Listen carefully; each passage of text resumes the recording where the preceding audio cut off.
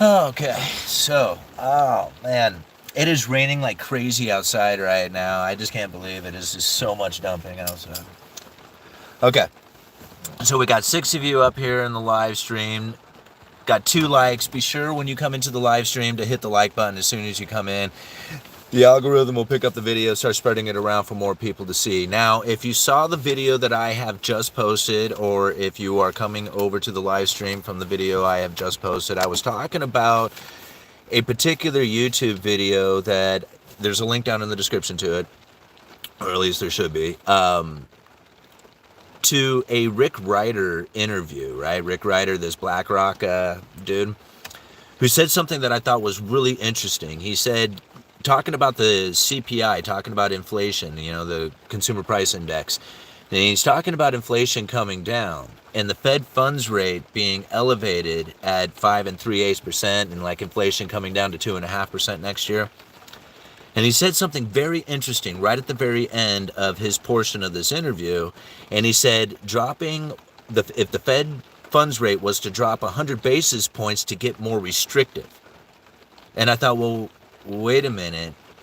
Restrictive? Like if you drop the Fed funds rate, that's going to get restrictive? And this is what he said. I went back and I listened to it a few times. It didn't make any sense. Like everybody knows that if the Federal Reserve lowers interest rates, that's going to be stimulative to the economy, and raising interest rates is restrictive to the economy. This doesn't make any sense, that dropping 100 basis points to get more restrictive, right? But then I got to thinking about it a little bit, and I thought, well, wait a minute. What is the Fed's strategy right now, the monetary policy strategies, right? And I went back to that speech, right?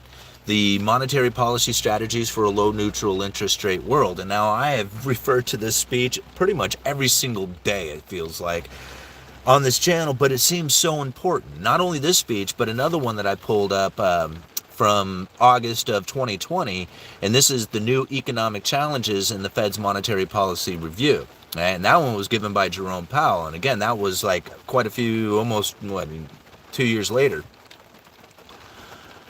So now, this particular paragraph, and I'm going to read it real quick, and then we're going to talk about it, and we'll start breaking down some more of this information, and then we'll start going into some of the questions that you may have on this. But this is pretty good. This is pretty good because, like, this is different from what anybody else, I believe, is talking about out there. Almost everybody believes that the Federal Reserve is going to be lowering interest rates. It's not a matter of if but when. They've peaked out at this point, and like all that. I don't believe it. I don't believe it for a second. Right? I think that interest rates are going to remain elevated, and not for the reasons like Jim Grant is giving. Right? And I left a link down in the description for that one as well. I have it for my own personal information reasons that I've gotten here. But anyway, I just want to read this real quick. Like I said, this is from the previous video, but we're just going to go over it again real quick, and then we'll start diving deeper into it. It says here, this downward shift in inflation expectation has a second round effect on real interest rates, the economy, and inflation. When policy is constrained by the effective lower bound, the downward shift in inflation expectation raises the real interest rates, further diminishing the degree of monetary stimulus, making the downturn worse and reducing inflation even more. Even in times when policy is not constrained, the expectations of below target inflation in the future affects current decisions, putting additional downward pressure on inflation. In other words, monetary policy is always swimming upstream, fighting a current of too low inflation expectation that interferes with achieving the target inflation rate. So in 2018, when this speech was given, it was a too low of inflation expectation that was interfering with the Fed's monetary policies. Now, how does this relate to what Rick Ryder was saying back here, where the core CPI inflation is down at 2.5 and the Fed funds is at 5 3/8, and if we lower the inflation, if we drop the Fed funds 100 basis points, that would be more restrictive. It just like total backwards thinking, right? But let's think about it again from this speech, right? When policy is constrained by the effective lower bound, the downward shift in inflation expectations raises the real interest rates, further diminishing the degree of monetary stimulus. The downward shift and inflation expectations raises the real interest rates and further diminishing the degree of monetary stimulus. The inflation expectation, the downward shift in inflation expectation diminishes the degree of monetary stimulus. That's what it says. Right? And this is important to get, especially when you think about it from old Rick's point of view here, where he says dropping 100 basis points to get more restrictive. Because if you lower the inflation expectation, you will raise the real interest rate and you will put a further degree of, or you'll put a diminishing the degree of monetary stimulus from it. Now that right there is very difficult to understand. Like, it took me forever to wrap my head around this, right? So now if we think about what it is that the real interest rates are, because a lot of times you got Fed funds rate, mortgage rates, credit card rates, yields on treasury rates. You got all these rates out there. What is the real interest rate? Well, the real interest rate is, if you can imagine, an investor is going to get a 2% return, but inflation, we're just going to make numbers up here, right? The investor is going to get a 2% return. Inflation is 1%.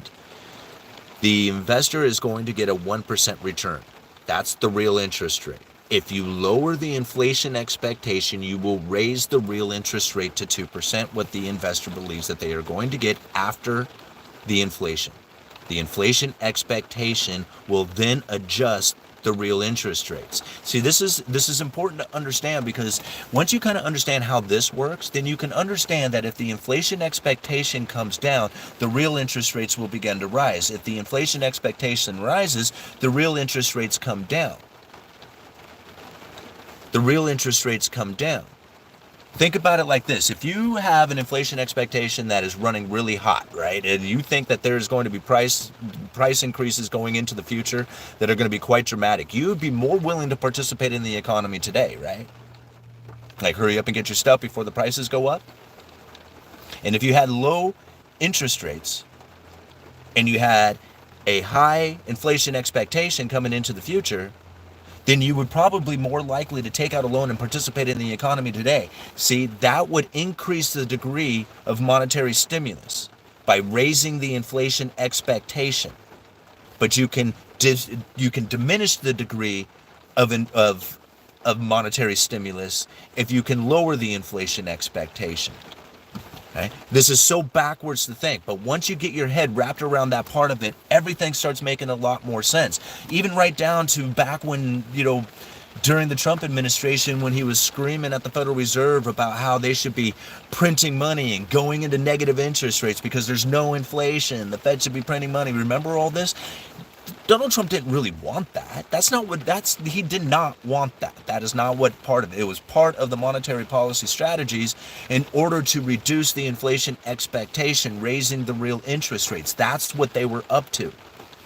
That was the whole point of that whole little, media thing. This is how the media operates, is that they put out this propaganda for the people to believe things. And even Aaron, he doesn't think this way, right? I mean, what did he say? He said something about how the markets ignore the Fed's forward policy guidance. That's not true.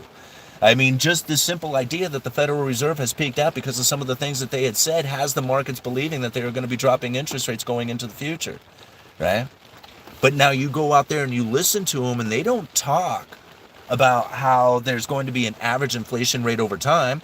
They say average inflation, or they say inflation rate over time, achieving their inflation goal over time or something like that, but they don't talk about it being an average inflation rate, right? Now, if we look at that monetary policy strategies for a low neutral interest rate world, along with the other speech that I have linked down there in the description, they talk about it in how the average inflation, whereby central banks purposefully aim to achieve an above target inflation rate in good times when the lower bound is not constrained. Properly designed and implemented, such an overshoot can offset the inflation undershoot during bad times so that the long run average inflation rate and inflation expectations are in line with the target. Okay? So they're talking right there about average inflation rate back in 2018. Well, we come to this speech from Jerome Powell, and I believe, let me see if I can find it here real quick.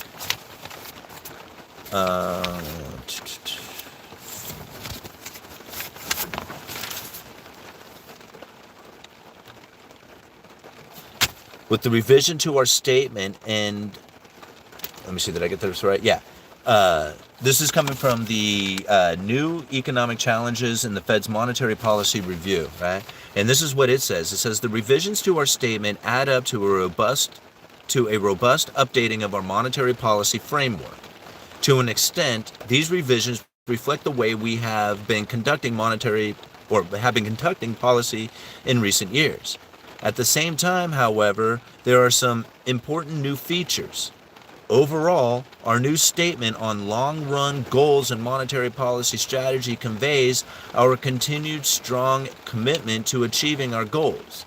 Given the difficult challenges presented by the proximity of interest rates to the effective lower bound in conducting monetary policy, we will remain highly focused on fostering a strong labor market as possible for the benefit of all Americans, and we will steadily fast to achieve a 2% inflation rate over time. Now, a lot of people would hear that as them trying to achieve their 2% target, their 2% goal, right? But that's not what they really what they're really doing, right? What they are really trying to say here is that, or what they're really trying to do here is, and they say it right here in the speech, is that the average 2% over time. In seeking to achieve inflation that averages 2% over time, we are not tying ourselves to any particular mathematical formula that defines average.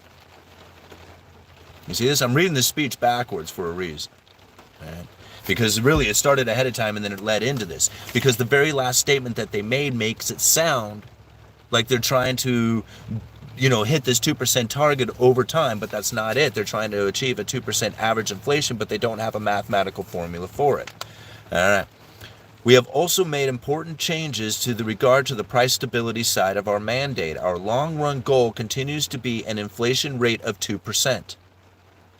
Our statement emphasizes that our actions to achieve both sides of our dual mandate, and their dual mandate is low inflation around 2%, and full employment or maximum employment. They say it in different ways, right? Statement to emphasize, to achieve both sides of our dual mandate will be most effective if long-term inflation expectations remain well anchored at 2%. However, if inflation runs below 2% following economic downturns, much like after the Great Financial Crisis, but never moves above 2%, because it only did a couple of times, right? Even when the economy is strong, then, right, there's no inflation. The Fed should be printing money. Okay. Over time, inflation will average less than 2%. Households and businesses will come to expect this result, meaning that inflation expectations would tend to move below our inflation goal and pull realized inflation down. To prevent this outcome and the adverse dynamics that could ensue, our new statement indicates that we will seek to achieve inflation that averages 2% over time. Therefore, the following periods when inflation has been running below 2%, appropriate monetary policy will likely aim to achieve inflation moderately above 2% for some time. Right? Now I'm reading it back through the way it's supposed to be. In seeking to achieve inflation that averages 2% over time, we are not tying ourselves to any particular mathematical formula that defines average. Right? I did the quotes on average. Okay. The revision to our statement add up to robust updating of our monetary policy framework. Right? Updating to the monetary policy framework to an extent that the revision reflects the way we have been conducting conducting policy in recent years. At the same time, however, there are some important new features.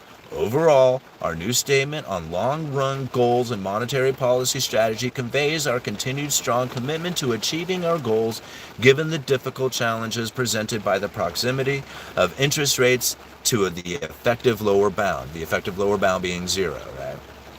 Okay. I know this is long, and I'll get to the reading some comments here in just a second. In conducting monetary policy, we will remain highly focused on fostering a strong labor market as possible for the benefit of all Americans, and we will steadfastly seek to achieve a 2% inflation rate over time. Okay. Now, when we listen to that stuff, when we hear all those things and we think about some of the things that are occurring today, it very much seems that back in 2018, leading up into 2020, that they were talking about a situation in which that they needed the economic environment to look very much like it does right now. Right? And even when you hear some of these things coming from like this dude from BlackRock talking about how dropping 100 basis points to get more restrictive doesn't make any sense until you think about it from the monetary policy strategies when it comes to the degree of monetary stimulus, right? Or the diminishing of it when we look at how lowering the inflation expectations will do that. So if the Fed was to lower the Fed funds rate 100 basis points, that would trigger that lowering of inflation expectations, which would actually be somewhat restrictive to the economy since it would diminish the degree of monetary stimulus. Isn't this so weird to think, right? Like, how many people out there on the internet are actually talking like this? I'm just curious because, like, I know that I gotta be way out there on some of this stuff. And, like, to try and wrap your head around some of this stuff is just like such a far off concept. But it's all right here. It's all like, it's almost crystal clear to me when I read this stuff. It isn't confusing to me at all. Like, even like, where was it? I believe it was on page 5 here. Like, they needed interest rates to be elevated. I mean, they had to. It was because of the neutral interest rates, right? And he says it right here in this one too, right? I mean, the monetary policy strategies for a low neutral interest rate world, that was back in 2018. But listen, back in 2020, they were still. This decline in the assessment of the neutral federal funds rate has profound implications on the monetary policy. With interest rates generally running closer to their effective lower bound, even in good times, the Fed has less scope to support the economy during downturns by simply cutting the Fed funds rates. Now, what does that mean? Like, if you listen to that, even in good times, they were saying that they were screwed. Think about it. That's crazy to think.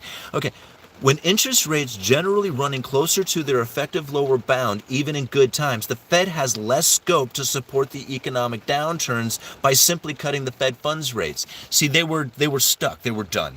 The monetary policy had come to an end, right? And that they couldn't use it anymore. It wasn't going to work, right? And that's where, like, the whole pandemic gave the Federal Reserve the position in which that they could now raise interest rates to literally save their asses. Like, if it wasn't for the pandemic, they would have failed. They would, or I wouldn't necessarily say, it would have taken something much different than what is occurring today, right? And so now when we think about this neutral interest rate, right? What is this neutral interest rate and what is the problem that has taken place here? Because if you can imagine the neutral interest rate is the rate that is neither accommodating nor restricting the economy, right?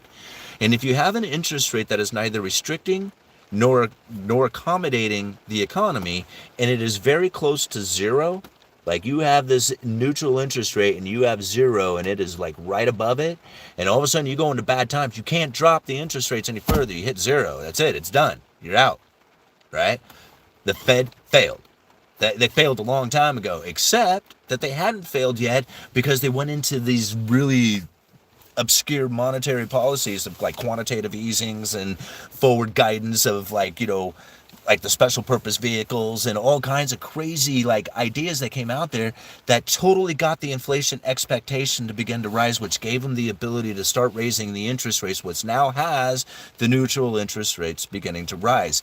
The policy is saving, like, all this is saving the Federal Reserve. Anybody who is like arguing with me saying that I'm on the Fed's side is actually benefiting the Fed. Because if you have an inflation expectation that is running persistently high, that is what the Federal Reserve is needing you to do. Right? So if you want to fight the Fed, you have to understand this policy. You have to understand the strategy and what it is that they are doing. This is the only way we can fight them. Because they are talking in code, and it's obvious to me when I hear Rick Ryder say that dropping 100 basis points to be more restrictive. Right? They understand that, right? But most people don't hear that. Most people, it just flew right past them. They didn't even pick it up, right? Okay, my turn. My turn to your turn. Like my turn to start reading the stuff here. And I got so much information. Like, I cannot believe how deep I believe this strategy is. How accurate this theory is. You know. All right. Okay, howdy. Love you, buddy. All right. It's good to see you guys up in here. He could have played in Taxi. All right. You are the GOAT, UEE. Right on. Thanks, man. All right. I'm here but traveling. Right on, all-nighter. Great to see you up in here, brother.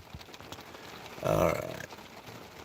Interest rates going down to save the housing market, which cascades in property taxes. Those extra property taxes are already spent. Yeah. No rate cut coming anytime soon. Yeah, I don't believe it either, man. I hit it twice. Save yourself, people. Put all your money in Bitcoin. All right. Inflation through the roof, and the markets are ignoring the Fed. The markets are through the roof. No, the markets don't ignore the Fed. That's not the case. Nope. The markets are acting what appears to be independently of the Fed, but that's not the case. They're acting in accordance to what they believe the Federal Reserve is going to be doing into the future because of the forward guidance that they have given. They do not talk about their strategy. Tell me one Fed interview, one Fed public statement that has ever clarified the average inflation rate over time. Talk about any one of them that talked about how an inflation expectation that was running persistently too low and how they needed to run higher. Tell me any Federal Reserve official or anybody else, if you could find anything within CNBC or any kind of public statement or anything that says anything about this strategy. I would love to see it because I can't find it. Now, they do talk about it, but it's in private. It's within these speeches. Now, these speeches are public. You can go get them. I got them. I mean, they're not secret, but they're not out there in the media. See, people say I had a bunch of people give me a hard time the other day because I talked about that damn SOM effect or whatever. And people are saying, well, it was just Google who gave that to you. No, I read about it in an article that I was reading that was written like a year ago or 2 years ago or something, right? And it happened to be in that one. I was doing research and came across that and then realized that everybody was talking about it. Now, whether or not that subconsciously picked that up somehow and through Google, okay, I'll give it to you. Google does some pretty strange stuff, and it is pretty kind of coincidental that I happen to find that particular article at the same time that a bunch of other recent articles had come out about it. Okay, I'll give it to, subconsciously, I guess Google could have probably fed me that information. All right, whatever. It doesn't matter. It's still information, right? You know, that's the whole point of it all. I forgot where I was going. Anyhow. Okay, where was that super chat I just saw there? Thomas Crown, thank you very much for the $5. 30-year fixed conventional mortgage with 20% down is now at 5.25%. See, this is again. This is the reason why I believe that the markets work independently of the Fed, but they believe in what the Federal Reserve is going to be doing into the future. That is so, think about it like this. When the Fed went to go raise interest rates, right, before they actually did anything, mortgage rates started to move. All interest rates started to move before the Fed did. But the Fed was putting out the forward guidance ahead of time. They were saying, hey, we are going to do this. We are going to be a half a point, a whole point, 3/4 of a point. Don't know. It's going to be a lot. It's going to be heavy. It's going to be fast and furiously for a while. Right? Everybody knew that. Right? So boom. Interest rates started to move ahead of the Federal Reserve, and people said that the Federal Reserve had lost control. Not true. They were acting in accordance to what they feel the Federal Reserve was going to do. There was a time when the Fed hardly said anything at all. You know, even when they did, nobody understood what the hell they were saying anyway, because it was Alan Greenspan who was speaking, and he spoke in such a way that it was so confusing he had to sit there and interpret it for 3 days to figure out what it was that he was talking about, right? Nowadays, the Fed doesn't do it like that. They come out and they talk a lot. They give a lot of interviews. They give personal, opinions on what it is that they feel is going to be taking place. They do that quite a bit, but they don't seem to talk about some of the things that are talked about in these speeches. And that's where I have keyed in on it. That's why I know some of the things that are happening out there that you find is all in accordance to the policies that are coming from the Federal Reserve. They needed this. They needed it because they ran out of monetary policy because of the low neutral interest rate. Now that low neutral interest rate is starting to rise, they are getting their monetary policy back. I personally did not think that the dollar would last this long. When I first started studying this information, I thought, that's it, the Fed's done, it's over. Next time we go into a downturn, it's over. Like after the quantitative easing of 1, 2, 3, and 4, I was like, that's it, they're at zero. There is no more monetary policy strategy left. They have to go into negative interest rates. They are cooked. Here we are, right? I had to change my beliefs. I had to change the way that I felt, anew, and understood everything out there, right? Because I have changed the way that I felt, it doesn't necessarily change my feelings about what I feel the Federal Reserve is. I'm not in favor of the Fed. I'm not in favor of central banking. But then again, I'm not in favor of anything out there because I see the consequences of being on a gold standard if you are not a productive nation, right? People talk about how like going back to a gold standard is a good thing. It's not. It's a bad thing. If we were a productive nation, I'd be all over it. I'd be like, yeah, man, let's go back to a gold standard. But we're not, right? And yeah, we could be, but we're not, right? And if we were, I would be down for it. But since we're not, I can't be down for that because I see a lot of people who would suffer in pain. Sure, those who had purchased gold and silver would probably do quite well, but you're going to be surrounded by misery. Believe me, that's not going to be fun. Right? You want other people to be successful at what it is that they are doing because if their lives are beneficial to what they are doing, then they're going to benefit your lives as well. Think about like the service industries and stuff like that are going on out there. I mean, have you ever been served by like somebody who is just like a complete pain in the ass and doesn't like their job? I mean, it sucks, right? But if they really enjoy what they're doing out there, just like everybody else is doing, then everybody gets to benefit from that, right? But if you're sitting there just sitting on a tower of money because you bought a bunch of gold and silver and we're moving back to a gold standard because the BRICS nations are taking over or something, and you're looking forward to that, you're going to be sitting around a bunch of miserable people. That's not going to be a good position to be in, right? Back to this Fed strategy. I live in, Georgia? We have plenty of rural land, deer, wild hogs. The inner city people can eat each other, and I will, I guess, eat that stuff. Compare years and how they have held up. Some years are better than others, like wine. Also consider the repair cost per maker. I guess you guys are talking there. Ignorance is bliss. Life in Somalia has got a point. What the hell? I asked the question and he ignores it. What question? Where is it? There's a lot of questions up in here. Alright. Well, ask it again right now, man. Alright. I'm being funny, but failing, sir. Well, okay. I don't... Alright, give me a second here. Before... Why are you failing, man? What's failing? I don't understand that. Like, why couldn't you be... What's going on that you're failing? Right? I mean, yeah, I can understand that there's some probably down times, bills are piling up, debts are getting bigger, whatever. What is it that's failing about this, right? What is it you need? What do you need to do? What is it you need to grind on in order to get out of this stuff? What is it you need to cut in your life? What is it you need to increase, right? Failing is just a point. It's just like, failure is like actually one of the best things that you can ever possibly do because you figure out what it is that you don't need to be doing at the time, right? You need to figure out what it is that you do need to be doing. If you don't know, go work out. Work out and like get fit. Once you get fit and you get committed to like getting fit, then you will commit to other things in your life. And that's one of the things like, a lot of people say, I don't know what to do. Go work out. Go do lots of push-ups. Go and lift weights and be committed to that and work on a six-pack. Once you're committed to doing that and you're feeling good and you're looking strong and you're feeling strong, you'll do a lot better. I mean, I don't know why you're failing, but don't think about it as failure. Think about it as like gotta work harder or something. All right, let me go find that question. Someone has a 2010 Honda Civic with 158,000 miles on it. They found a 2019 Mercedes for 13,000 with 20K on it. Should they ride the Honda till it breaks or make the trade? I don't know, man. I mean, that's entirely up to you. You know, that's like a lot of people give me a hard time about the cars and what it is that they should be doing, or that driving pieces of shit cars is a bad deal because you end up putting a bunch of more money into maintenance and stuff like that. I don't know. Whatever. I mean, I drive cars that I have purchased for a very cheap price. I have three of them. I change the oil. They do need an alternator or a starter or something every once in a while happens to go out on them.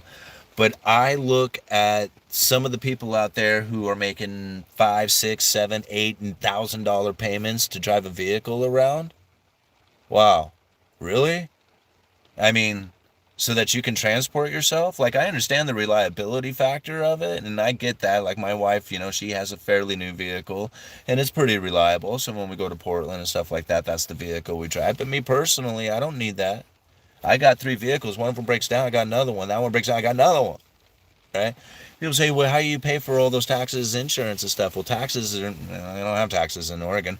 And insurance is really cheap on a secondary vehicle if you're not driving, and people don't realize that liability insurance on a second vehicle is like almost, it's like not that much, right? So it's not a big deal to have these second vehicles or even a third vehicle insured on the policy. To me, I have $700 a month that I am not putting towards a vehicle, right? Or even $100 a month, or $13,000 that I could be putting towards Bitcoin or gold or stocks, or working, putting towards a rental property to fix it up to make, to get more rent out of it or something. Like, there's all kinds of things that you can do besides driving a car. Luxury is punishment. Luxury is going to be punishing, right? Most people don't realize it. In fact, that's the reason why most people and nations and everything else end up failing, is because they are diving into luxuries.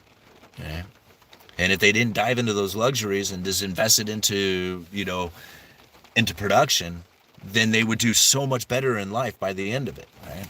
But people can't see it that way. They have to go into luxuries, and eventually luxuries fail them. All right.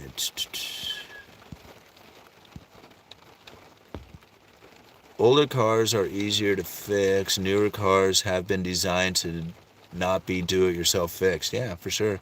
I could pay cash for the difference, so no payments on other than insurance.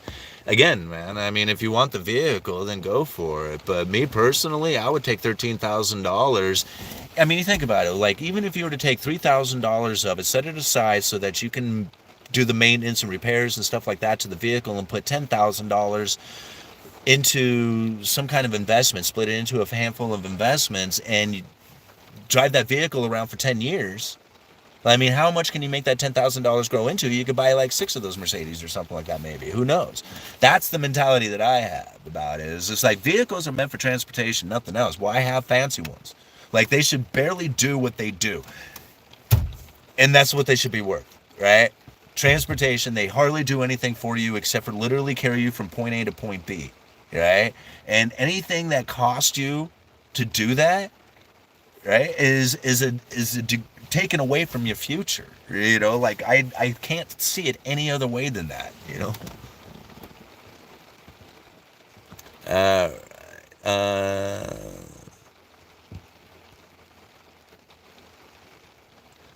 Living with parents is an opportunity not everyone has. Take advantage of it and be more successful than others. Oh man, not sure if I could live with my, if I could have gone back and lived with my parents and know some of the things that I know now, I would have been so much more happier, successful in things in life. I mean, like, the day I graduated high school, my wife and I mean, my girlfriend at the time, but we're married today. We're still married, right?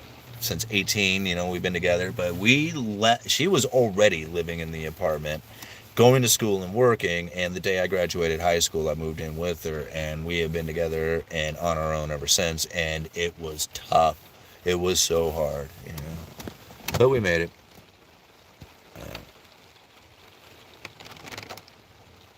Let's see. '07 Toyota motor bulletproof. Yeah. All right. Where I live, every other teen has a full auto. Experience matters.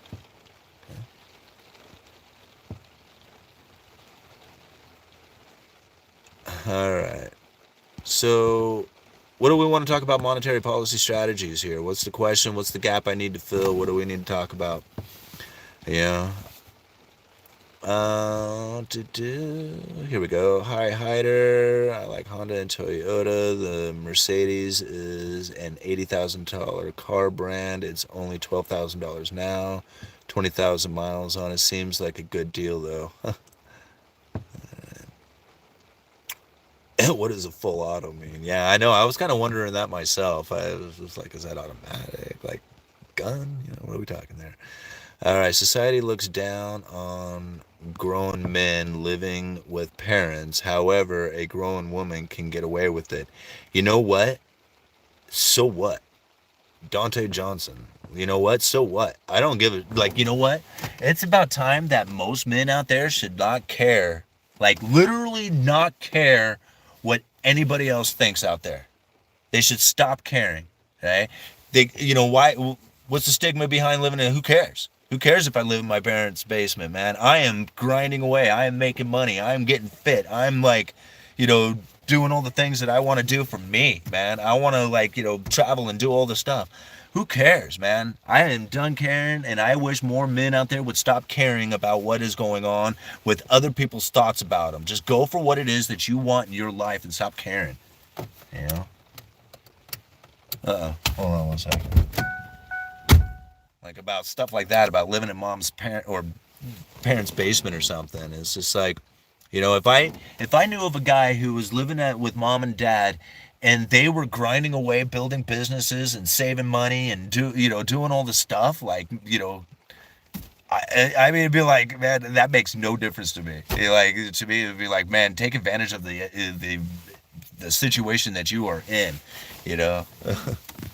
But, screw society. I don't care what they think. Yeah. I mean, if I cared what society think, I wouldn't even come out on this damn YouTube channel, right? I mean, here's some guy who barely graduated high school going to come out and spit out economics to a bunch of people on YouTube and, thinking like, you're going to get made fun of and stuff like that. I didn't care. I don't care. I was just like, I feel like I got a message within me that I want to get out there. And I was right? And although I know people still make fun of the channel at times. Again, I don't care. It's just like, I'm still going to put the videos out. I'm still sticking to my strategies. I don't care if I'm the only one who's talking this way. I don't care how many people are like saying, man, you're silly, you're wrong, you got it all back. My information, I'm putting this out. I don't care. All right, moving on. Society could eat shit. There you go, all-nighter. I brag about living at my parents. I built my tiny home, and I'm changing the trajectory of my life for the positive. See, exactly right. I forgot that you lived at your parents' property. All-nighter does that exact thing, right? I mean, it was just like, society doesn't have it conditioned in such a way that men can make it nowadays. You can't, like you used to, I mean, there was a time when you could work hard and you could raise a family and you could be proud of that and you could say, hey, look at all this hard work that I did to raise this family up. But you can't do it on, like a single man can't make that happen. You can't have a job that says, look at my job that is so beneficial to a life that I can now invite other people into what I can do and then enjoy like raising a family kind of thing. This is not possible. Let that stuff go, right? I mean, I know I'm doing it. I'm trying. It's a struggle. I have my wife works, I work, got a YouTube channel, I do side hustles. It's hard. It's really, really, really, really hard, right? But I enjoy the process of it, and that's why I'm out here doing this, right? But it's not you can't have that typical day job anymore and expect to make it from it. It doesn't work like that anymore. But luckily for us, there is so much opportunity. People don't realize that you don't have to have just that 9-to-5 job anymore. There is so much that you can do. The opportunities are all around. More, if people took advantage of it, if they only could see that they could take advantage of it, right?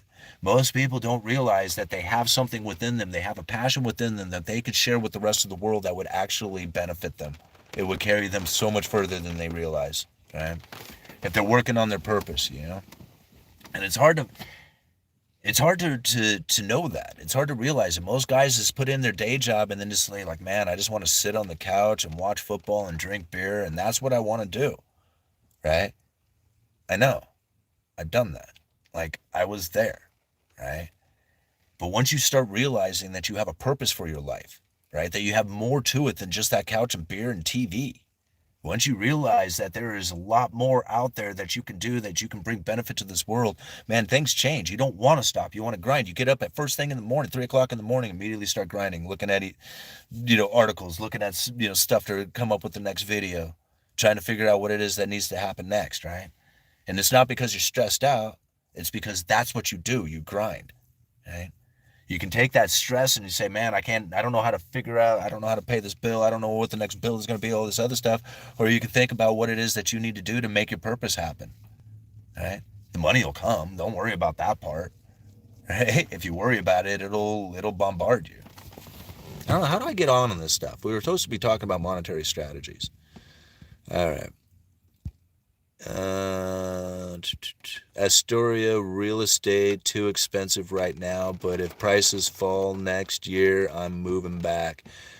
Seriously, my ancestor were monkeys. Question mark, right? That is one hell of a long name. An interesting one as well. Yeah, prices are too damn expensive here in Astoria. I will admit that the area that I have decided to stay in was not exactly a great decision financially to try and maintain, because it is a very expensive place to live. But it is a beautiful place. It is clean. It is friendly. I mean, like, literally right now I'm parked in the parking lot because it has great internet, access, or, cell service here. But I'm literally parked at the school that I went to, the high school that I went to, the school that my kid is at right now, going to school at. This is pretty cool. Like, this is a neat thing to have going on. I mean, I know myself, I traveled around a lot. I did not get to have the experience of staying in the same school the entire time.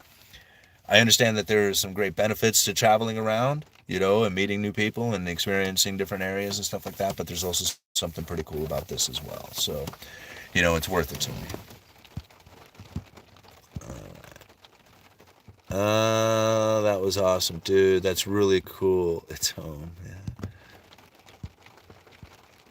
All right, Uneducated Economist. The Fed doesn't control the markets. I knew they were going to raise rates before they did, or said they were going to. Therefore, it's impossible for them to be in control. What? That doesn't make any sense, man. First of all, when they were lowering rates, I said that they were going to raise rates, right? Before the pandemic. In fact, I got videos from 2018 talking about when Donald Trump, right after Donald Trump said that they should be lowering rates, the Fed actually did start lowering rates. When they did that, right?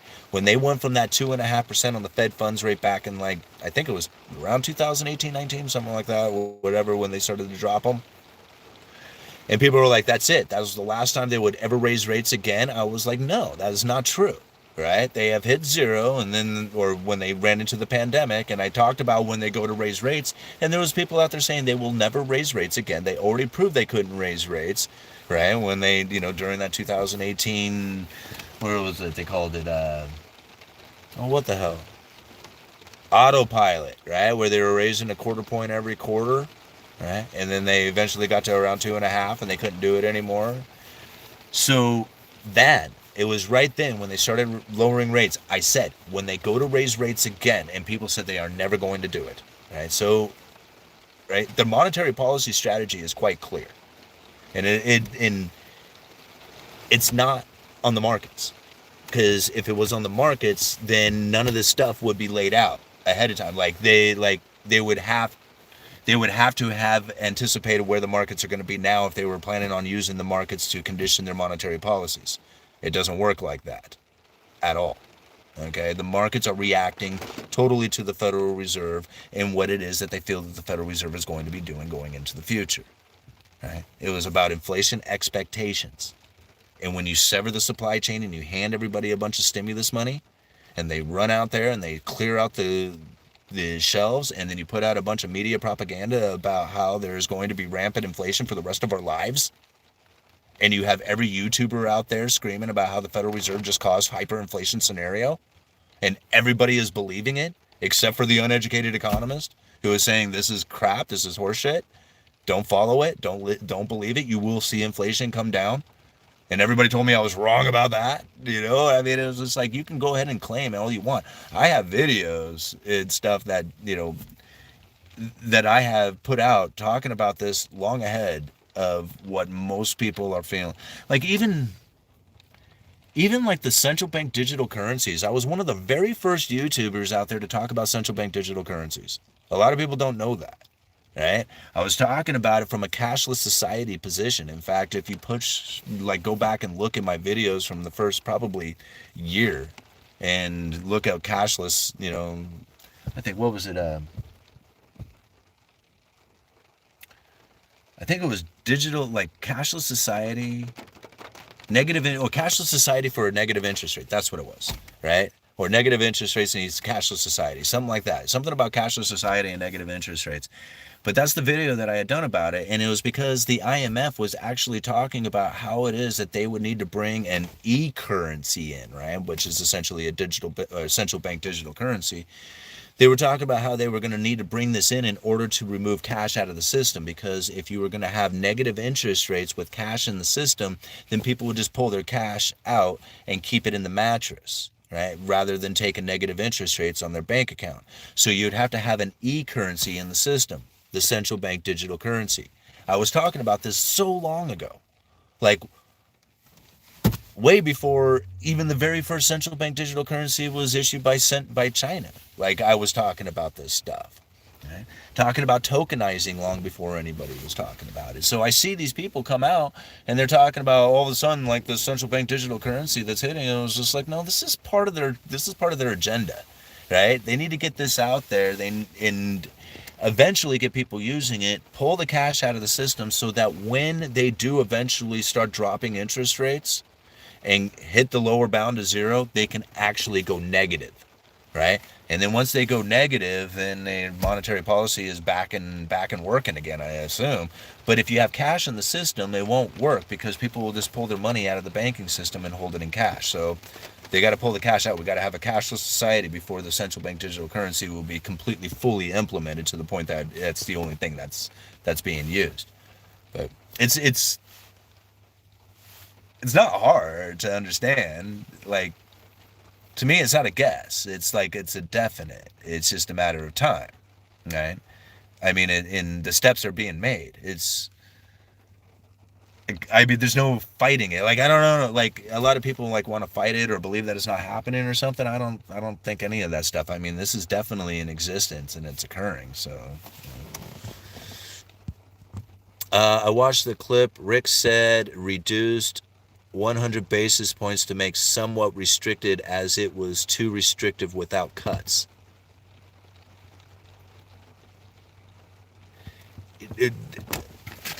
Well, from what I gathered of it, he said to be, did he say somewhat restrictive or more restrictive? Because it sounded to me like he was insisting that it would be restrictive, like as if it was going to be more restrictive to the economy. But if it was going to be somewhat restrictive, then what would be the point of making it somewhat, even still restrictive, right? Even somewhat restrictive. And a 2.5% on the target, like that would be like incorrect. Like their 2.5% would be their target, right? And so even still in that, like even if it was somewhat restrictive, I think it would still apply. That it would be pushing down on the degree of monetary stimulus by having the inflation expectations. You know? I think that would still apply. I would have to think about it. I could be wrong on it, but that's the way I kind of see it. And I think it would still apply. Yeah. Just like women, if one is too needy, one will repel women. Same with currency. Oh yeah, absolutely. Well, the thing is like it's not just it's not just like the needy energy of to a woman who finds it too repelling, right? It's the needy energy towards anything that you put out there, right? I mean, even if it's a sale, like you're trying to make a sale, if you're trying to do anything out there, it's all about the energy that you are carrying at the time. So if you really, really, really want it, what you are saying is that you don't have it. And if you don't have it, then what you are doing is you are living in an energy of lack, right? And this lacking energy is therefore one that will then insist to the the feelings and everything that you have out there that it is like not available to you. That is resistive, right? And you end up resisting in a lot of places that you end up really wanting. Money being one of them. Women, money, sale. It doesn't matter. Whatever it is, like it doesn't matter what it is that you're doing. Like you know, have you ever seen anybody who like I guess fishing would be like maybe another way of doing about it. Like, have you ever seen anybody who fishes like really well? Like they know exactly how to fish. People who don't know how to fish hope and wish that they can catch a fish, right? They go like, man, I hope this is the right lure. I hope I cast right. I hope and all this stuff that they do it. People who know how to fish, they're confident. They don't necessarily know if they're going to catch a fish, but they know what they are doing is going to catch a fish if there are fish to be caught, right? And that's very different. Like if you can find something in your life that is like that, right? If you're like having trouble, getting money or women or anything else, but you have something like fishing in your life that you're really, really good at, like way better than anybody else, and it seems very natural and you don't have any problems with it where everybody else struggles, think about the energy that you are carrying when you do that, right? Think about that for just a minute, right? Because if you can carry that energy into other parts of your life, you will be amazed on what it is that you can draw in. Right? But the moment that you put any kind of importance on it, anytime you ever put any kind of, put anything on a pedestal, like a lot of guys will put women on pedestals. They'll like fall to their beauty and just totally fall in love with them and they'll do anything for them. And these women are like, God, you're so icky and weird, leave me alone. That's what ends up happening. Well, that's because of that energy, right? But if you're just in an energy of, hey, we're just all here having fun, having a great time, people are attracted to that. You just naturally flow into, jokes and good times and things and whatever happens, right? But you have to find that. Most people who have something lacking in their life, they put up such resistance to it, not even realizing they're doing it, because they don't realize that it's this wanting energy that is literally preventing themselves from being able to acquire the things that they want.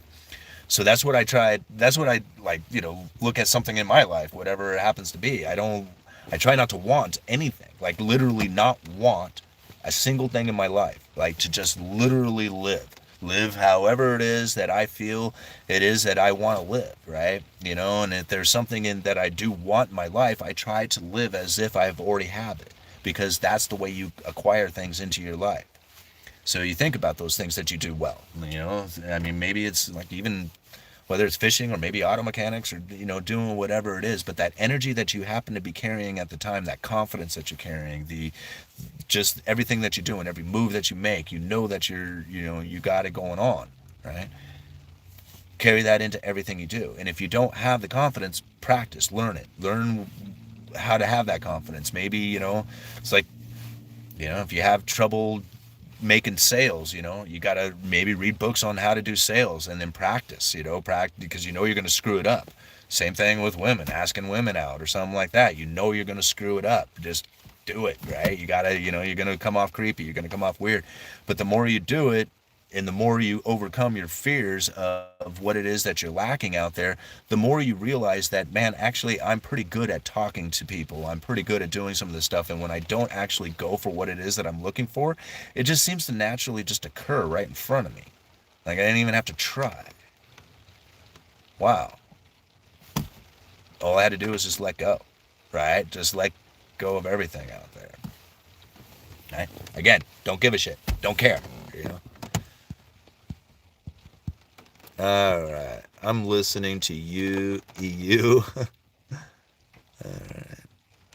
Oregon has very nice people outside of the Portland area. I spent time in Bend, not bad, but the entire U.S. doomed, in my opinion. Yeah, I mean, I don't know. I love living up here in the Pacific Northwest. It's one of, I mean, I've been around to a lot of places.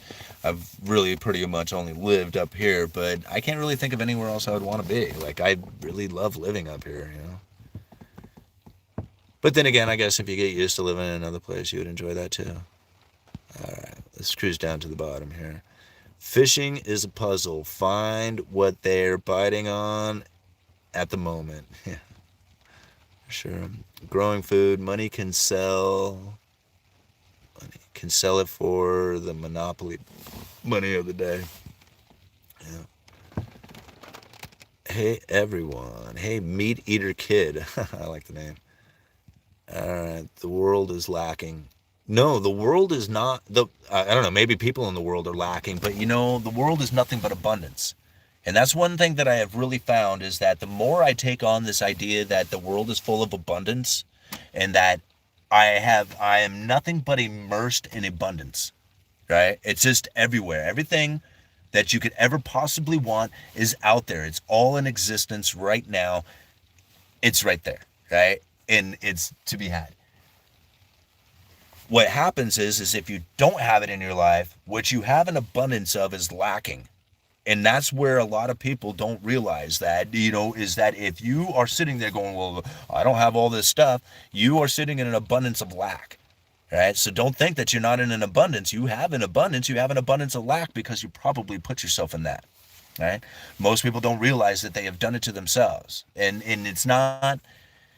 And really, it's not their fault. Like, it's like kind of societal conditioning from the times that we were born, you know? It was just like, you know, I think a lot of guys suffer from this because they are pretty much raised to be nice guys. Like, from the time that we were little kids, we were raised to be nice guys, to be polite, to be courteous, to be all this other stuff, and never really, like, taught to just go for it. Go for the things that are, you know, that we want in our lives, but instead to be accommodating to other people, right? To not create waves or, you know, do stuff like that. To not be cocky, right? Like what happened? Like, why not? Why can't you walk around being a cocky jerk? Like, I mean, not a jerk to people, being cocky, though. But being like, you know, I am, like, full of myself. I want the things that I want in my life, and I'm not going to submit to somebody else. Like, I don't care if you don't like what I'm doing. I'm doing this, right? I don't care if it hurts your feelings, you know? It was just like, your feelings aren't important to me anymore, right? I mean, I got a life to live. I got to prosper. If your feelings get hurt, I don't really care, you know? Again, I don't care, you know? This is the stuff that I really think a lot of people should start figuring out. Because once you start figuring out, like, you don't have to be a jerk to people, right? But when people are like, man, you shouldn't be doing that way or you shouldn't be behaving this way, why not?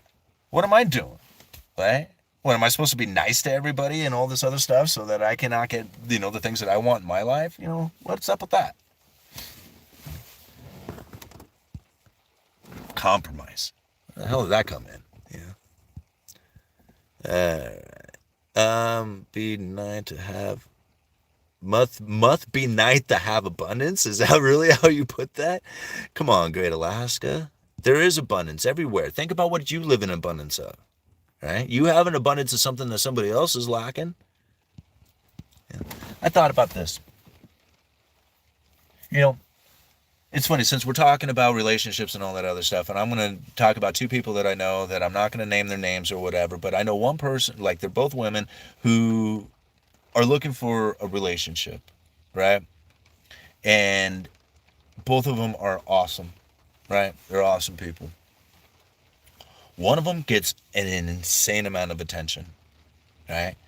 And full of, like, so many, like, guys, like, hitting her up for attention that she can't take. Like, they're just, like, annoying her almost.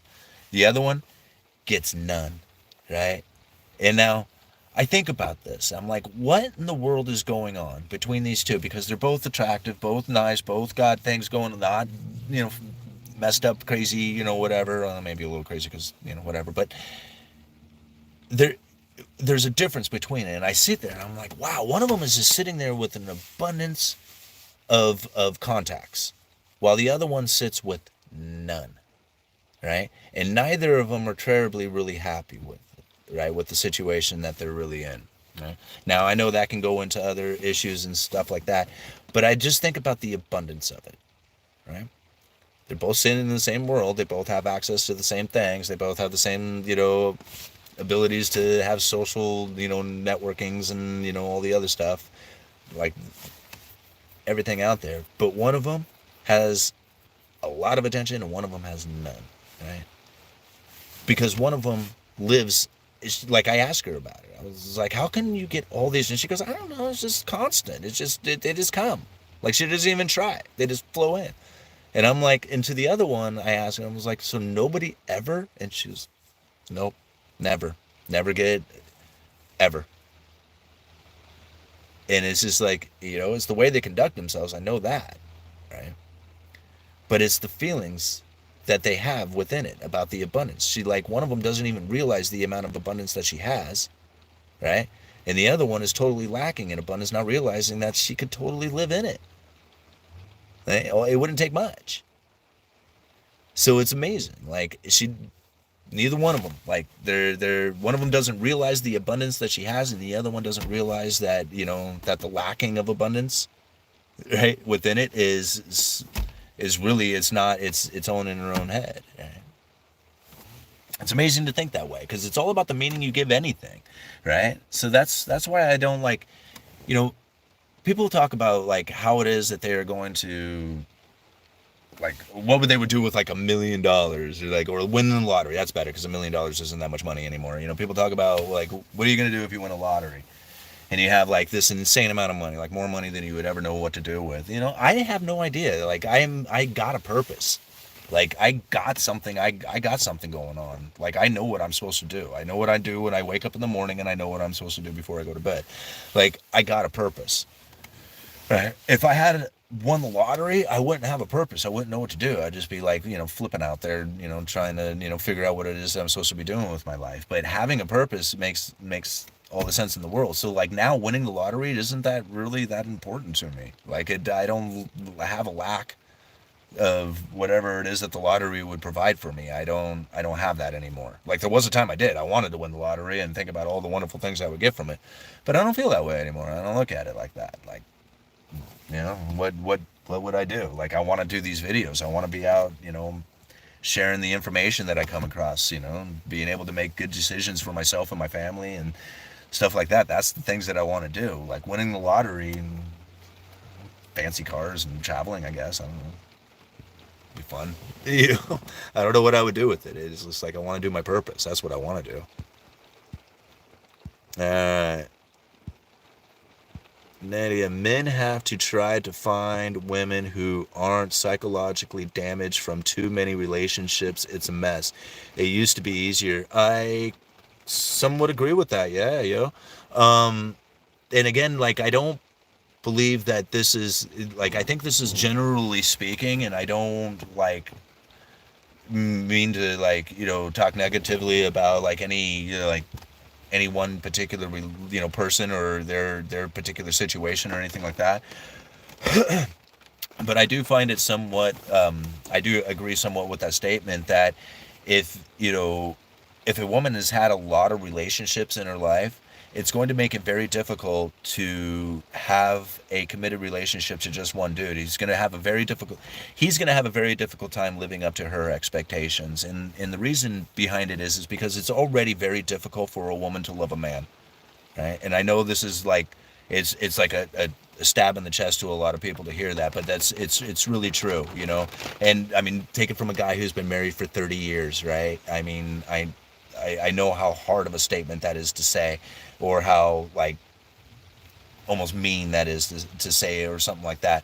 But it's true, because it's not hardwired into women to be committed to a man to that level that they have this unconditional love for him. They really only have unconditional love for children. And it's not their fault. Again, it's not even the man's fault, or it's not anybody's like fault. It's not a fault thing. It's an instinctual survival thing. You have, like, women have to be able to grab the kids and shove the old man off to the bear while they run, right? They have to be able to have that in them, right? To be able to abandon the old man and take the kids and run. And if they don't have that in them, then they don't have the survival instincts to make it to the next generation. This is the problem that most people don't, like, you have to understand that it's not anybody's fault, right? It's just part of it, right? And so if you know this and it's understand, then you can understand how men end up falling so hard for women. Is because they will be 100% committed to that woman no matter what, right? They will walk right off the damn earth for them. And this is generally speaking, I understand that some men don't act this way, I know. But for the most part, men will love women truly, deeply, right? But women don't really truly love men. And it's, again, it's hard to it's even hard to say that without sounding offensive, but it's just the truth of it. And so it's not offensive. It just is what it is, right? And so knowing that and being aware that this is the case, right? Finding a woman who has been with a lot of men, right? It's going to be very hard to live up to what it is that those men had done that was so exceptional that gave her, that allowed them permission to be to that level, right? And in her mind, these are levels of achievement, right? That, like, a guy can get to. And man, that's hard. It's hard. Like, guys have to, take it from somebody who grinds a lot. It's like, it's hard. Like, the competition out there to stand out, to have status, to be funny, to be good looking, to be all the stuff, right? I mean, it's just like, it's unreal. Women think that they have it hard because they have to men have it way harder, right? They have it way harder because they have to compete against other men when they're stepping out there into the world. They have absolute zero value. They have to prove themselves every single day, and they have to prove themselves useful to other men, right? That's what they have to do. And a lot of times that is hard. That is hard to do it. And by the time you get to your 30s or even 40s, especially by the time you get it to your 40s, if you figured it out, you got it so figured out now that you don't take shit, right? And all of a sudden you're attractive, right? You got it going on. But because society has messed you up so much, you don't realize it. So this is why 10% of the guys out there have 90% of the chicks, right?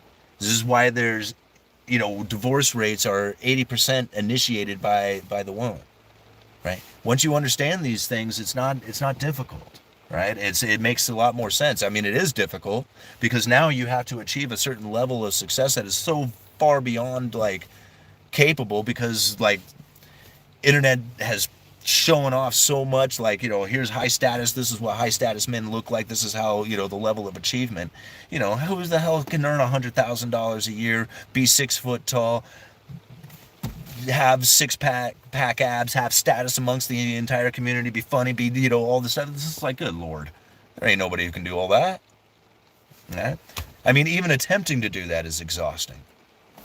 Just naturally being that way, come on, And so, yeah, it's very difficult nowadays. But once you do it, once you get on your grind, you follow your purpose, you go to the gym, you do all the things, you just naturally become a high status individual. Believe me, that money, those women, all that other stuff, it just naturally comes to you. You don't even care. You're like, don't care, right? Let it all go. All right.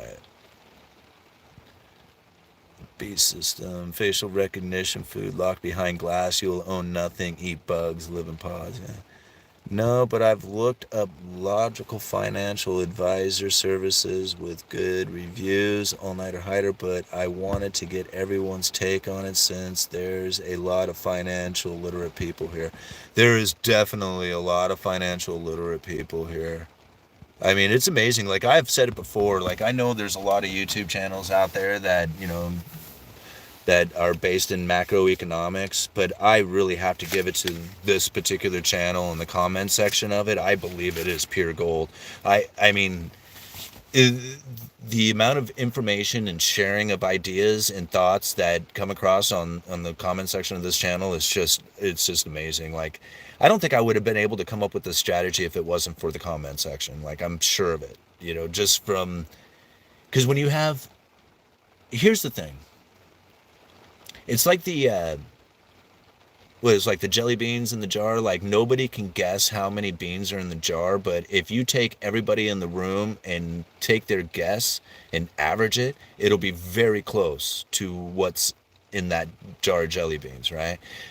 I think about that with this channel a lot. Like, I think of all the comments that I read, all the information that I come across, and then what I come up with, I believe, is like the average of what's in the jelly bean jar, right?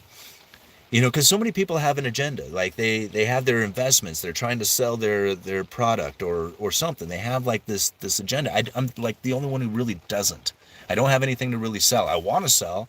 I would really love to do the sponsorship stuff and make a bunch of money doing it, because I've already passed up probably everything I would ever have needed for money in my life. But I feel, I just don't feel right about the sponsorships, right? So even on top of that, not doing the sponsorships, I think, has actually lent more credibility to my channel for the fact that I don't sell anything, right? I don't have any agenda. I don't have anything to push. I don't have anybody's website to do or whatever. And so all the information that I come up with is literally just me trying to figure out the position that we are in today and just describing that.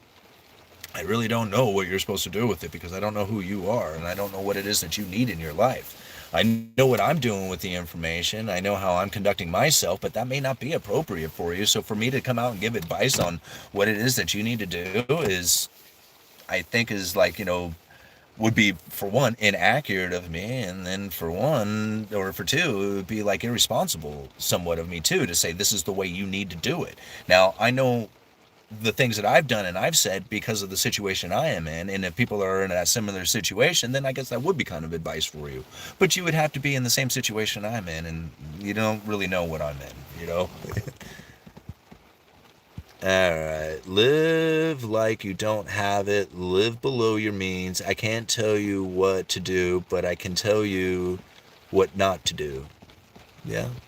I mean, that's for sure. I mean, if you live like you don't, if you, I wouldn't live like you don't have it. I would live like you already have it, or as if having it was something you could already do, right? Like, that's I think the difference is if you live in the energy as if you already have it, right? Or as if you could have it. Because like a lot of times, you know, I know, like, there was a time when I had no vehicle. I dreamed of driving like a new, like, Silverado or something like that. Like, I dreamed of having a very nice, reliable, beautiful vehicle that I could drive around and just be so happy with that vehicle. Like, I dreamed of that so much. And then one day, like, it became possible. Like, I could do it. Like, I could go down and get that vehicle if I wanted to. I don't really want to anymore. Like, having the ability to do it is almost as good as having it. Like, I have these other vehicles, I don't really care. Like, I don't dream of driving that truck anymore. I don't have that, like, desire within me. The ability to do it was enough to satisfy, right? And that's what I feel with a lot of stuff is happening out there, right? You know, you don't really need these things out there, but having the feeling as if you have already got it is enough to make it seem like as if it has already taken place, and those things are just naturally occurring to you, you know? All right. I'm not going to get an advisor. I know that. All right. You're very welcome. It's a blessing to be a blessing. Let's see. There was a time where PE ratio forward guidance mattered. Now the fundamentals have no effect on the stock market.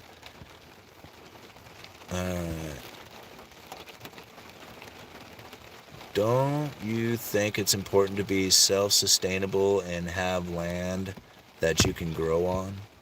Well, absolutely. I mean, I think it's important, but not everybody's going to be able to do that, you know? It's easier to save money living that way. Having paid off vehicles feels good. It really does. Yeah.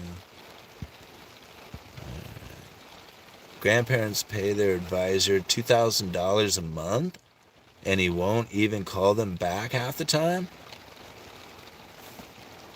$2,000 a month? Oh, I'll advise them for $2,000 a month. Of course, I don't know what I would do. Yeah. And on UE with our lifetime, what are the chances the U.S. becomes a global robotics plus AI manufacturer into where the new money flows back in significantly?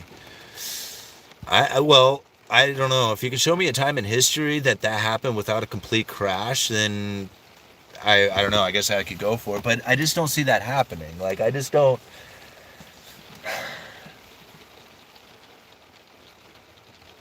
I don't. I shouldn't say that it can't happen. All I guess I'm saying is that in order to, like, flip the trade balance so that we are actually an exporter as opposed to an importer would be so much, right? And I just can't imagine, like, the United States being in a position in which that we are a dominating superpower like we are, and having that be the case. Like, I think something significant shift would happen where we were losing power to have a flipping in the balance of trade. Where we became an exporter as opposed to an importer. So the path to get to that position, like, where we have, like, those exports again as opposed to being an importer, I don't think would be like a very great place for the economy, or great place for the American economy to be in order for that to happen. I mean, I don't know if I'm explaining myself right, but basically, like, to enjoy the amount of lifestyle and luxuries that we have now, we would have to increase the amount of manufacturing beyond what it is that we are doing in such a significant way. Like, if we were to start to diminish the amount of debt we are taking off, like paying off our debts and stop taking out debt, and increased our manufacturing and lowering our standard of living, right? Or at least just not increasing our standard of living, then, I mean, stuff like that happening, then I could see maybe it would occur. But no, I don't believe that's going to happen. I think it's a one-way street, really, like, once you go into the path of debt issuance, where that's what you're using in order to, have the new money coming in, it is very difficult to get out of that. That's like it's a roach trap. It only goes one way. How long they can make it last is a huge question, though. That's like the bigger one. And you may be able to live out your entire life without the system completely collapsing. There was a time when I would have said it would have happened by now, so I've changed my belief on that. I don't know how long it'll take. I would assume that it would happen within a lifetime, but I don't know. Right. And the transition into digital currencies and tokenizing and stuff like that, that's a very confusing thing that's probably going to take a generation to occur. So who knows what the future is going to look like.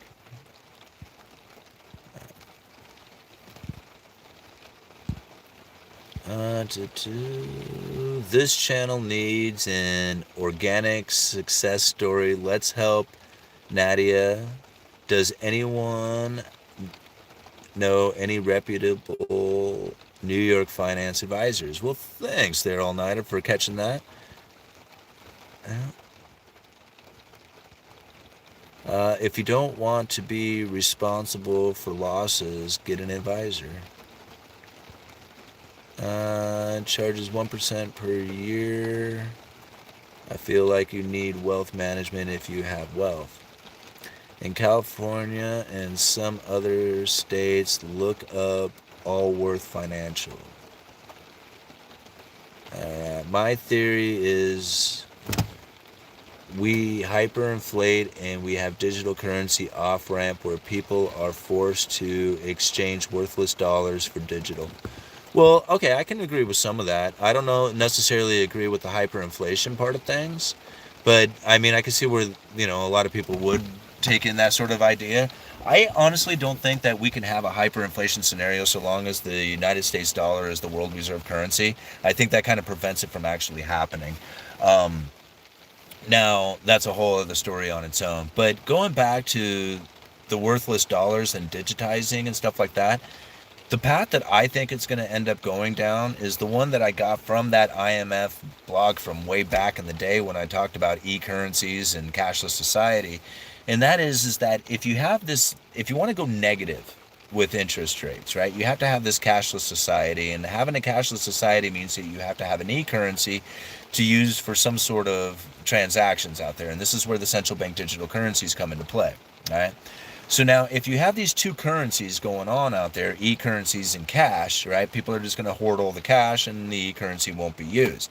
So you got to force people into using the e-currency and giving up their cash, but nobody's going to want to like voluntarily do this, right? So what you're going to have to do is then charge people to withdraw and deposit cash within the banking system. So when you charge people to withdraw or deposit cash within the banking system, now you can apply a negative interest rate to the e-currency that matches that transaction fee of withdraw or deposit of cash. People will be annoyed by the cash, will choose not to use it, and then go into e-currency and then not keep their money at the banking system, but then in turn invest it into, you know, whatever other assets that might be out there, right? But this is kind of the idea behind it all, is that if they charge you a fee to deposit or withdraw cash, the stores, the black market transactions, all that other stuff is going to become very limited in use because the cash will no longer be worthy, right? Because of that fee, that transaction fee that gets in and out of the banking system. People will slowly just eliminate the use of cash because of that fee, and the next generation of kids will just not even understand what cash is at all and just be simply using the central bank digital currency the entire time, right? This is when tokenizing of everything will be taking place, where, you know, they'll track, trace, and tax and, you know, do all that other stuff for everything. But I don't believe they need a hyperinflation scenario to make that happen. Right? And as long as the world reserve currency is the dollar, I think it'll still maintain as long as it maintains that maintaining of the world reserve currency will mean that the hyperinflation scenario won't exist. So basically, debt is too great to offset. I think at this point it is, yeah. Now, I mean, nothing is impossible. Like, you know, there's nothing out there that can't be fixed. But the problem with fixing it is that it's going to be so difficult that most people won't go through it. Like, you have to literally live in poverty for an entire generation. Like, that's what everybody, like, no new cars, no new clothes, no new nothing. Actually eat porridge and rice and stuff like that because you're not going to eat any meat, nothing. Like, and then work damn hard, like work really, really hard, like 16-hour days every day, and save all your money. Don't spend anything, nothing on luxuries, and save all your money. And if people had that mentality, then okay, yeah, I would say that maybe you can pay off the debts and get out of it and, you know, move back into a manufacturing. Ain't happening. Like, it is not happening. That is not going to happen. Like, it could. I'm not saying it's not, but it's not going to happen. You know? All right, Nadia. I'm glad Conor McGregor spoke out against what they're doing to Ireland. I would support him for world dictator right now, personally. Yeah, that's why I think the U.S. is letting immigrants come in. Okay, so basically debt and lifestyle is too great to offset. It is. It's not gonna, yeah, it's just too great. So this is one of the reasons why it's important to be in gold and silver, right? This is, or in, on a lesser extent, Bitcoin, right? Now, I'm a believer in Bitcoin. In fact, I have more in cryptocurrencies than I do in just about any other asset. But I'm not that much of a believer in Bitcoin to be like the place that you would want to be. I think gold and silver is the place you would want to be in a complete economic collapse.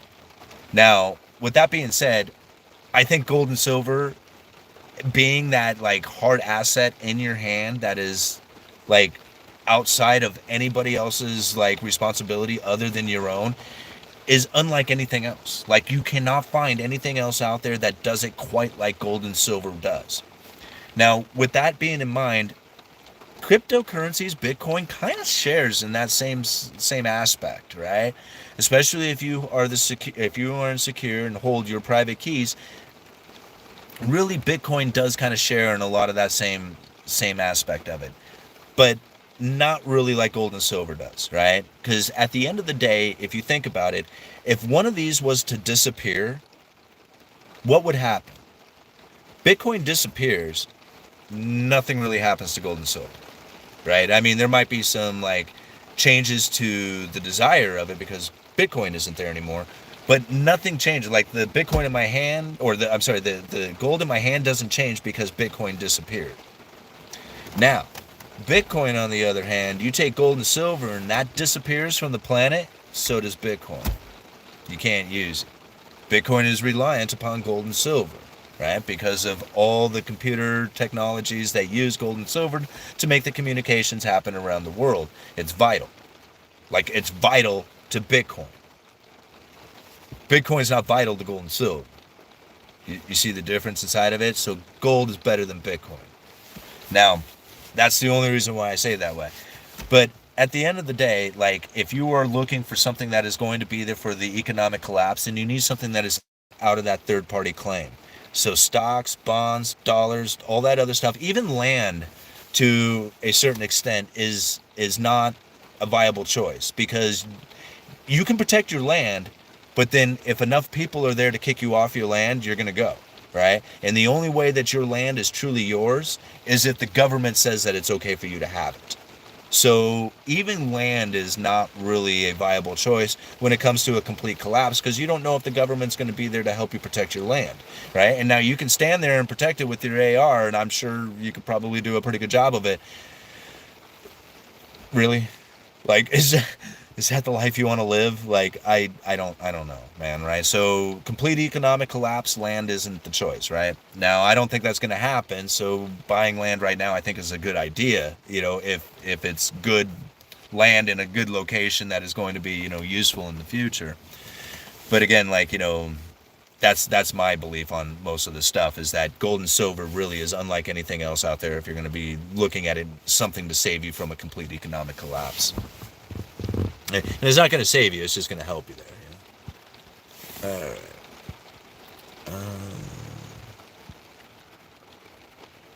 Not really something else would replace gold and Bitcoin, but all those three things are scams. No, they're not. Gold and silver is not a scam. Bitcoin is not a scam. Land is not a scam. None of that stuff is a scam. Like, I mean, if you want it to be a scam, it can be a scam to you. And I'm not saying people haven't been scammed, right? I'm not saying that either. But no, they are not a scam. Gold and silver is a real thing. I mean, it's on the periodic table of elements, so it's a real item. There's no way that it could be like, fake. I mean, there's fake coins out there, but the gold isn't fake itself. Gold is real, right? And so Bitcoin is a computer program, and I have seen enough and talked to enough people to have faith within that protocol. Like, I have very little doubt in my mind that you come back in 10 years and you're going to find that Bitcoin is still in operation and people are going to still be doing transactions with it.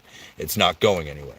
Whether or not it's actually got any kind of like monetary value to it, that might be another questionable thing. Like, I mean, I can see where maybe there might be a situation in which that Bitcoin doesn't have any value to it because the people aren't using it for whatever reason.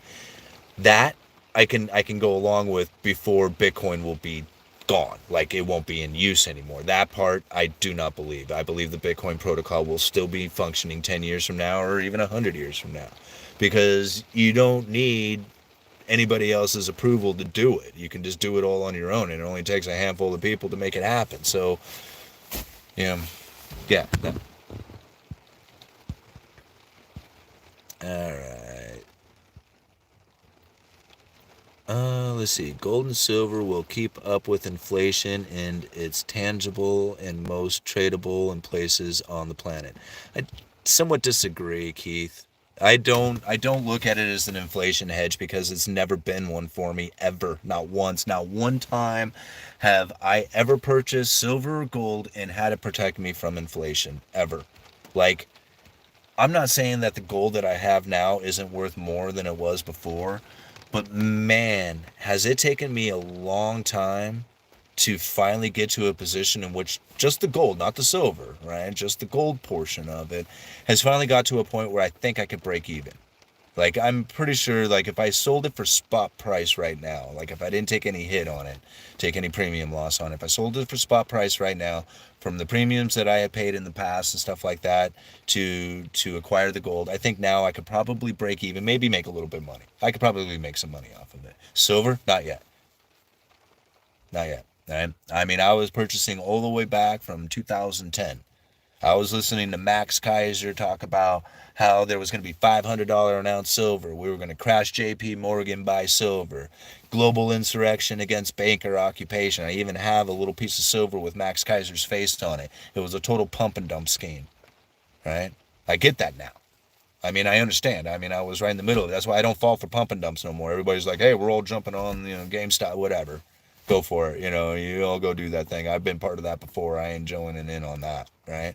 And I knew this last time around when they were trying to pump silver up, during the pandemic. I was just like, don't be doing this. Like, I don't mean to call them out or anything like that, but there was a group of guys who asked me for an interview, and I was surprised they actually posted it in their interview. I told them, I said, what you guys are doing is wrong. You shouldn't be scamming the people like this, because you're putting out this information saying that silver is going to be running up to $100 an ounce or whatever it is. I forget what the predictions were and stuff. And I was like, you shouldn't be doing that. Right? These people are going to believe in this stuff. They're going to, end up getting, buying all this silver with this idea that they're going to be protecting themselves from inflation. It isn't going to work. Okay? It isn't going to work for them. I'm not saying it isn't going to work. I shouldn't say that. It didn't work for me. Right? Now, what silver and gold did do for me is they gave me an insurance policy. They gave me the ability to sleep at night. They gave me the ability to cash some silver out. And I didn't even have to cash it. I was able to trade it for a car when my car broke down. It gave me that peace of mind. Man, having that something that is outside of that third party claim, it means so much more than any kind of investment does. Right? And once you kind of, at least for me, once I became aware of that, on how much more valuable it is than an investment, it made so much more sense to why I stack it. Right? Because when the inflation scenario doesn't happen and doesn't protect you from inflation, then what are you going to use for your reasonings? Right? Why you paid all those premiums and all that other stuff? It's gonna be damaging, right? Especially if you're somebody who can't really afford it, like I was back in the day when Max Kaiser was pushing $500 an ounce silver. Right? I mean, I couldn't afford silver back then, but I was buying it because I believed that there was going to be a complete collapse of the monetary system, and I was going to be able to cash all the silver in for $500, and I was going to be able to provide for my family and stuff. It hurt. I couldn't believe how punished I felt. You know? But it wasn't a punishment. It was actually quite the reward by having that box of silver that I had purchased during that time. It was well worth it. All right. How long have we been out here? An hour and a half. Okay, we'll give it like maybe another half an hour, if that, and then we'll call it a night. We got quite a few people, 173 watching the live stream tonight. This is good. We were talking about like monetary policies and stuff, but I don't know, everybody else talking about other things. Embarrassing to admit, but I sold some gold I inherited in 2017 and bought altcoins that plummeted. They still haven't recovered. I should have kept the gold, but I had fear of missing out while it was pumping. Well, I wouldn't stress it. If you still have the cryptocurrencies, just hold on to it. You'll be all right. I think they'll eventually come back. Um, as far as the gold position goes, I don't look at it. I mean, I don't look at it as an investment. I never would have sold it no matter what. Even if it goes up to a high price. I mean, I shouldn't say that. If silver runs up to something like ridiculous, like, I mean, it goes up to like $150 an ounce or something, I probably unload some of it and buy into what I felt was an underappreciated asset. But right now, I look at silver as the underappreciated asset. Like, I think silver right now comparatively to like gold or just about anything else out there, is like there's really nothing else better to buy than silver. Like, I can't find anything else out there at all. But since it's not an investment for me, I'm looking to invest. Buying silver for an investment doesn't really make sense to me. I got to invest, right?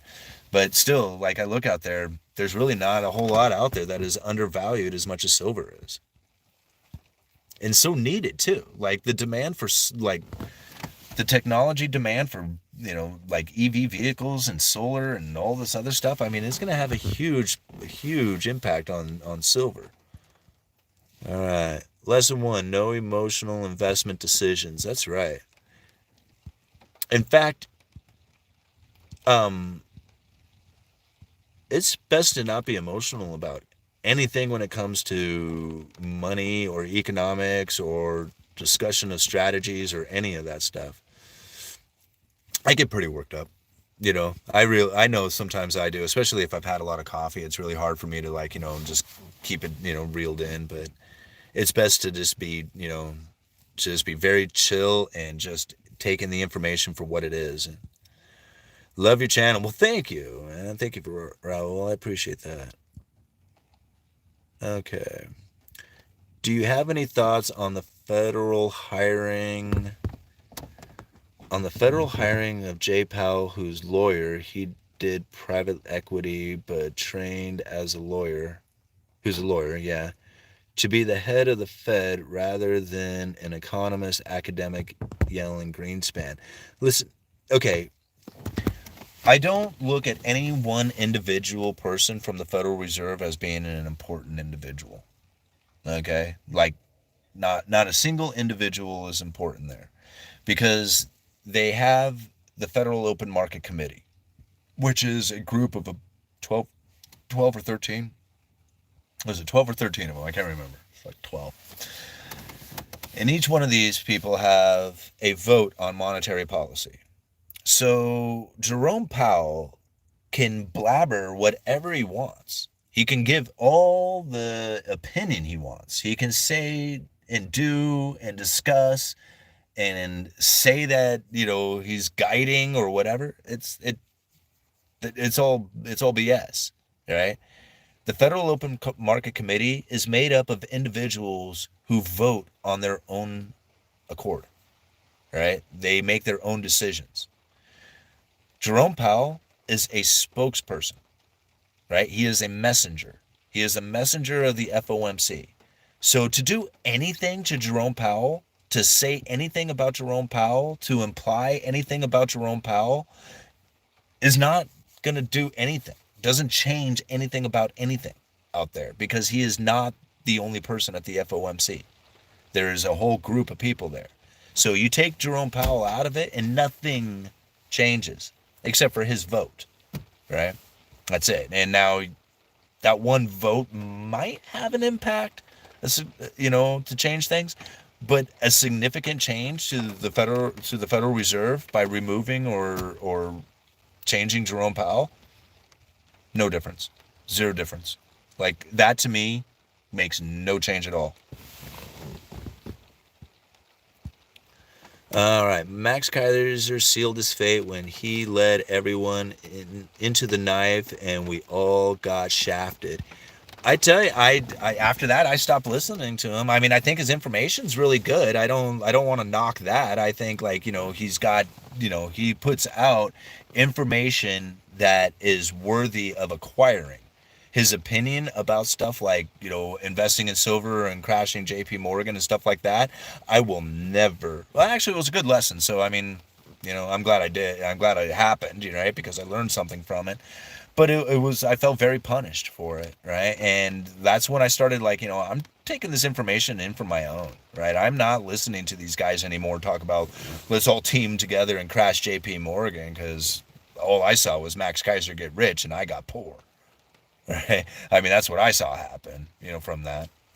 JP Morgan's still here, right? They didn't crash, All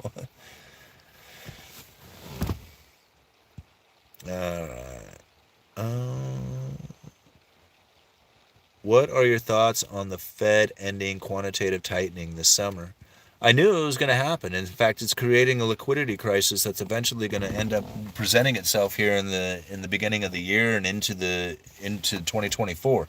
Now, I can't prove it anywhere, but I am still under the belief that there is going to be such a liquidity issue that is going to end up impacting the U.S. Treasury market to the point that it will not be liquid, and the U.S. Treasury itself will then step up and buy back their own bonds.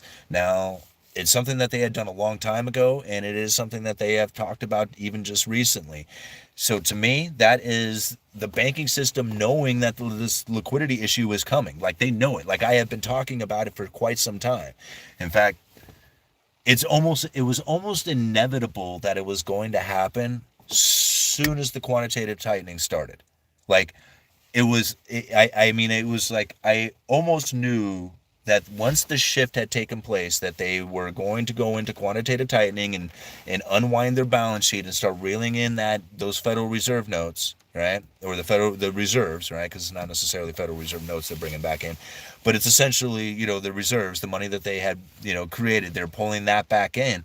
They don't know where the level needs to be.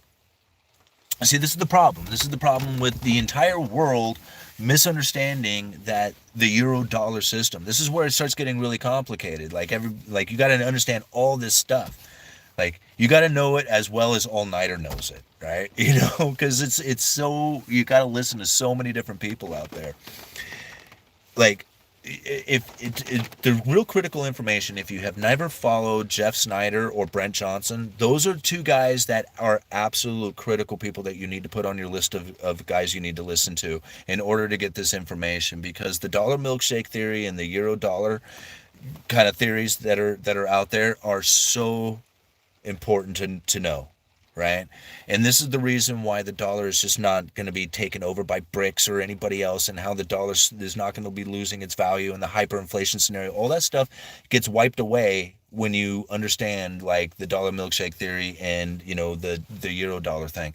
But just to put it simply out there, the dollar is the world reserve currency. Nations around the world want to transact in dollars, right? Now, when they get sanctioned against, they don't want to transact in dollars, right? When they have these issues that are coming up, when the United States is pushing this kind of force on them, they don't want to do it. But for the most part, when the sanctions aren't there and the dollar's free flowing between nations, they want to use it. They don't want any other currency out there because nobody else wants to use dollars. Everybody wants to use dollars because everybody accepts dollars. All right.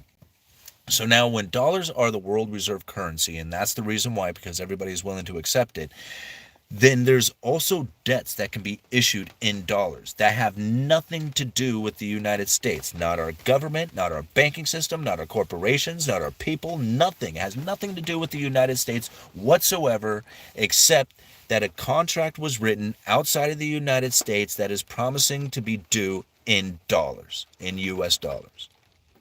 That right there creates a demand for dollars outside of the United States. Nobody knows how big that market is, how many contracts, how many debts are issued in dollars. Here's the worst part about it, or an even bigger problem to it all, is those contracts get used as if they're dollars.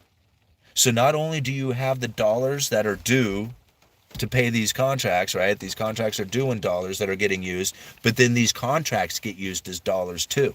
So think about how much dollar transactions are taking place. Now, people are pissed. They don't want to use the dollars anymore, and they're going to get out of using the dollars. That means they want to get out of these contracts. Now they have to acquire the dollars to do that. Okay? So now the demand for dollars starts to increase to pay these contracts off. The moment the contract gets paid off and doesn't get rolled over into a new one, that contract disappears. Not only does the dollar strengthen from trying to get a hold of the dollars to pay the contract, but then those dollars, right, the contract itself that was getting used as dollars, they disappear from the system, strengthening the dollar even more. Right? And now understanding this part of it made so much, like, it was like such a profound thing for me, right? All of a sudden I realized, it was like, man, can the Federal Reserve even print at a pace that is fast enough to cover all that debt that is due in dollars? Think about it. China has written debts in dollars. Chinese corporations have written debts in dollars. Like the Chinese property developers have written debts in dollars and then sold those debts in offshore, meaning that there's investors outside of China who has purchased those. Think about the problems that are now starting to be created from this. If China defaults on those, the investors outside of China are now starting to fail too. If these are corporations and they have this Chinese debt sitting on their corporations, those assets begin to fall in value. Guess what? Their liabilities are now offside. They're going to go bankrupt. Right? This is the contagion that starts to take place. Understanding this now opens your mind up to like, holy crap. What can happen to the dollar if this starts to take place? The strengthening of the dollar could go to the moon. Like, people don't even realize how much debt is out there due in dollars that has nothing to do with the United States. People don't realize this. And that when that debt comes due, there's not enough dollars. There's just simply not enough. Yeah. And people talk about hyperinflation scenarios, and I'm like, how? How? I don't even see how that can be possible. I mean, if the dollar ceased to be the world reserve currency and people stop doing those contract kind of things, then I could see it, right? And it is happening, right? But there's a path that it's going to go down, right? As people try to get out of that. And that's where the dollar is actually going to strengthen as people try to get out of the dollar. It's so weird, right? That's another thing. Everything within the economy is counterintuitive to what you thought. Everything. Yeah. It's like women liking nice guys. Like, women don't like nice guys. They like jerks and assholes and, arrogant, cocky dudes. It's because it's not in them to like nice guys. It's in them to go to the most survivalist, the one who is going to be the most protecting, the one who is actually going to be there guaranteeing their survival, right? That's what triggers that thing within them. That's why nice guys aren't going to cut it, but, cocky, arrogant pricks do. It's weird to think, but that's the truth of the matter. And everything in life is counterintuitive like that if you could, once you realize it and why it's that way.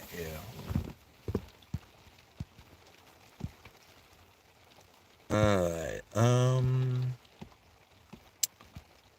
just be careful and good luck if you're going to give that a try, Carol Anderson.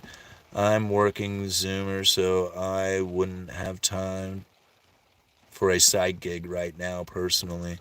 Oh, well, I get it. I mean, I understand time is a very valuable thing, but man, there's always side. Like, even now, I'm trying to figure out side gigs. I got way too much going on, and I'm still trying to think of what is the side gig I can start up and do.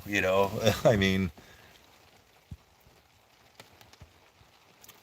Liquidity curve control. All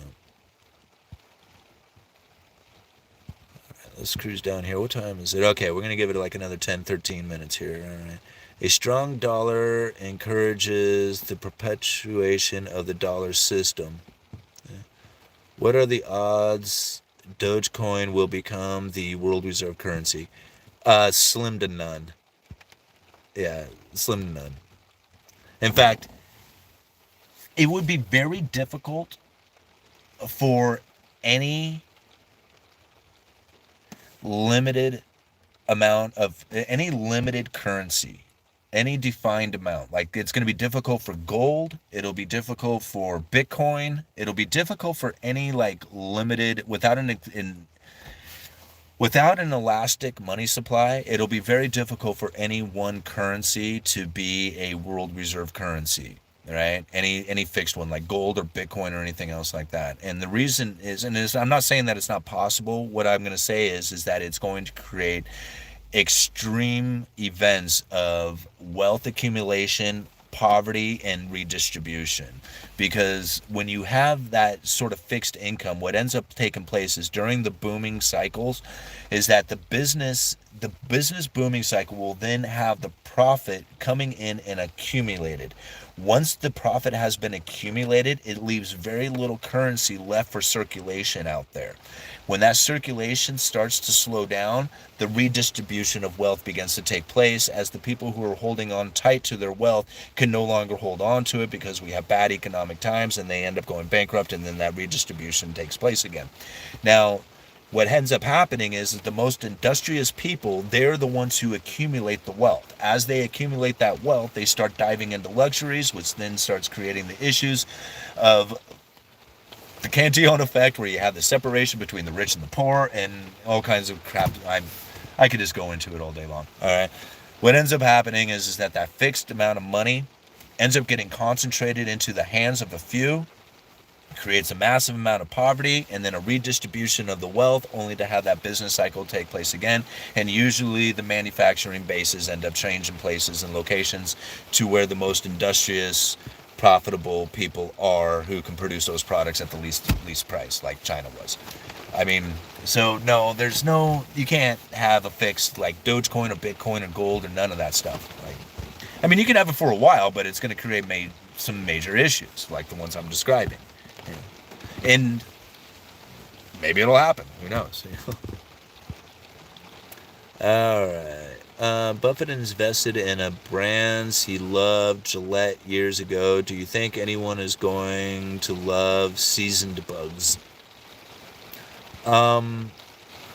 No, but they might like the products that are being made, like the granola bars and the different things like that have like cricket flour in it, right? Like, they might enjoy that stuff, but I mean, as far as like going and buying a package of bugs, I doubt that's going to be the case. It's going to be mixed into your food, right? That's how it's going to happen. People aren't going to, like, nobody's going to go and buy, well, I mean, some people might. I mean, I guess, I might buy crickets, but nobody's going to be like going out there going, man, I need to, like, go to the deli and like serve me up a bunch of them roasted crickets or something like that. It's not going to be like that,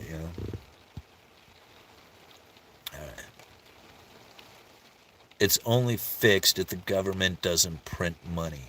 Well, fiat currency in itself, see, like the elastic money supply, the whole Federal Reserve was sold off of an idea that they were going to deal with the booms and bust cycles. Like, these booms and bust cycles were devastating to the people. Here you'd have this booming business cycle, everybody would be loving it, there would be in the money, and then there would be this huge concentration of wealth, everybody would be in poverty, pissed off at the rich.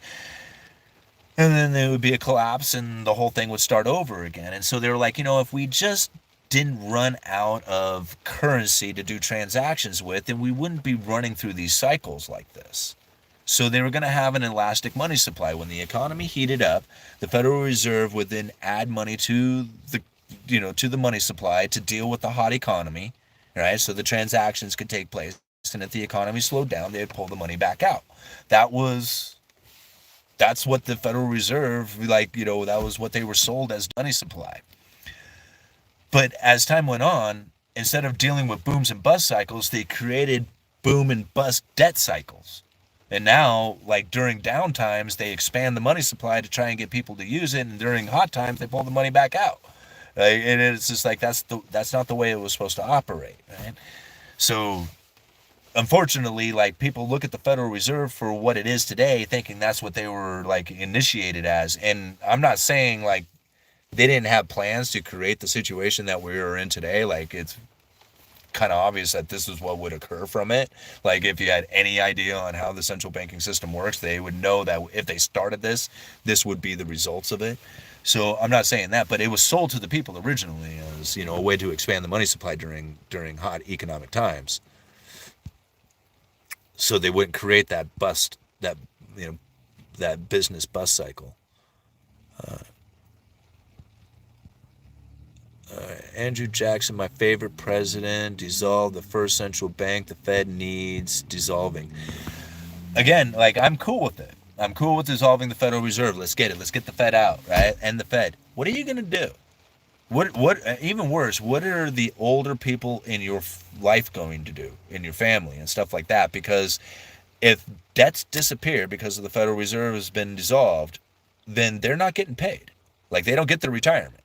The only thing you really get is the possessions that you have with you, like your silver and gold, and maybe your Bitcoin, if it's still in operation, if the Federal Reserve was to dissolve. So this is the problem that I see with it, is like, I'm cool with it. I'm ready. Like, I know, like, I can handle whatever situation comes from the dissolving of the Federal Reserve. But I don't think that the people out there are prepared to deal with that.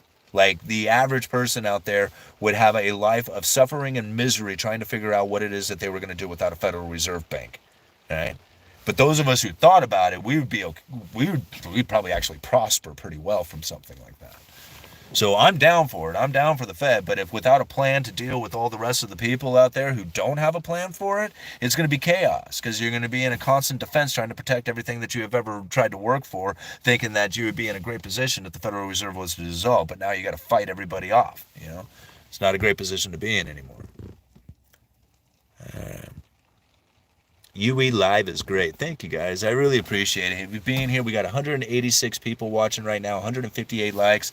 Got a $5 super chat. Thank you so much for the $5 super chat. You guys are always so supportive of the channel, and I appreciate that.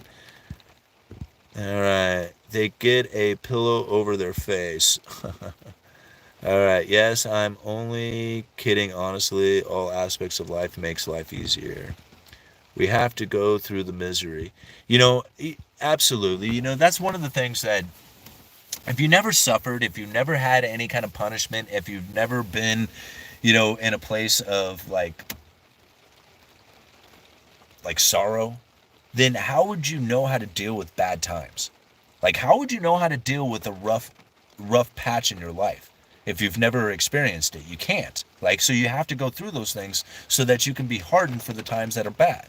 Like, if you never experienced a bad time in your life, then bad time is probably the end of the world for you, right?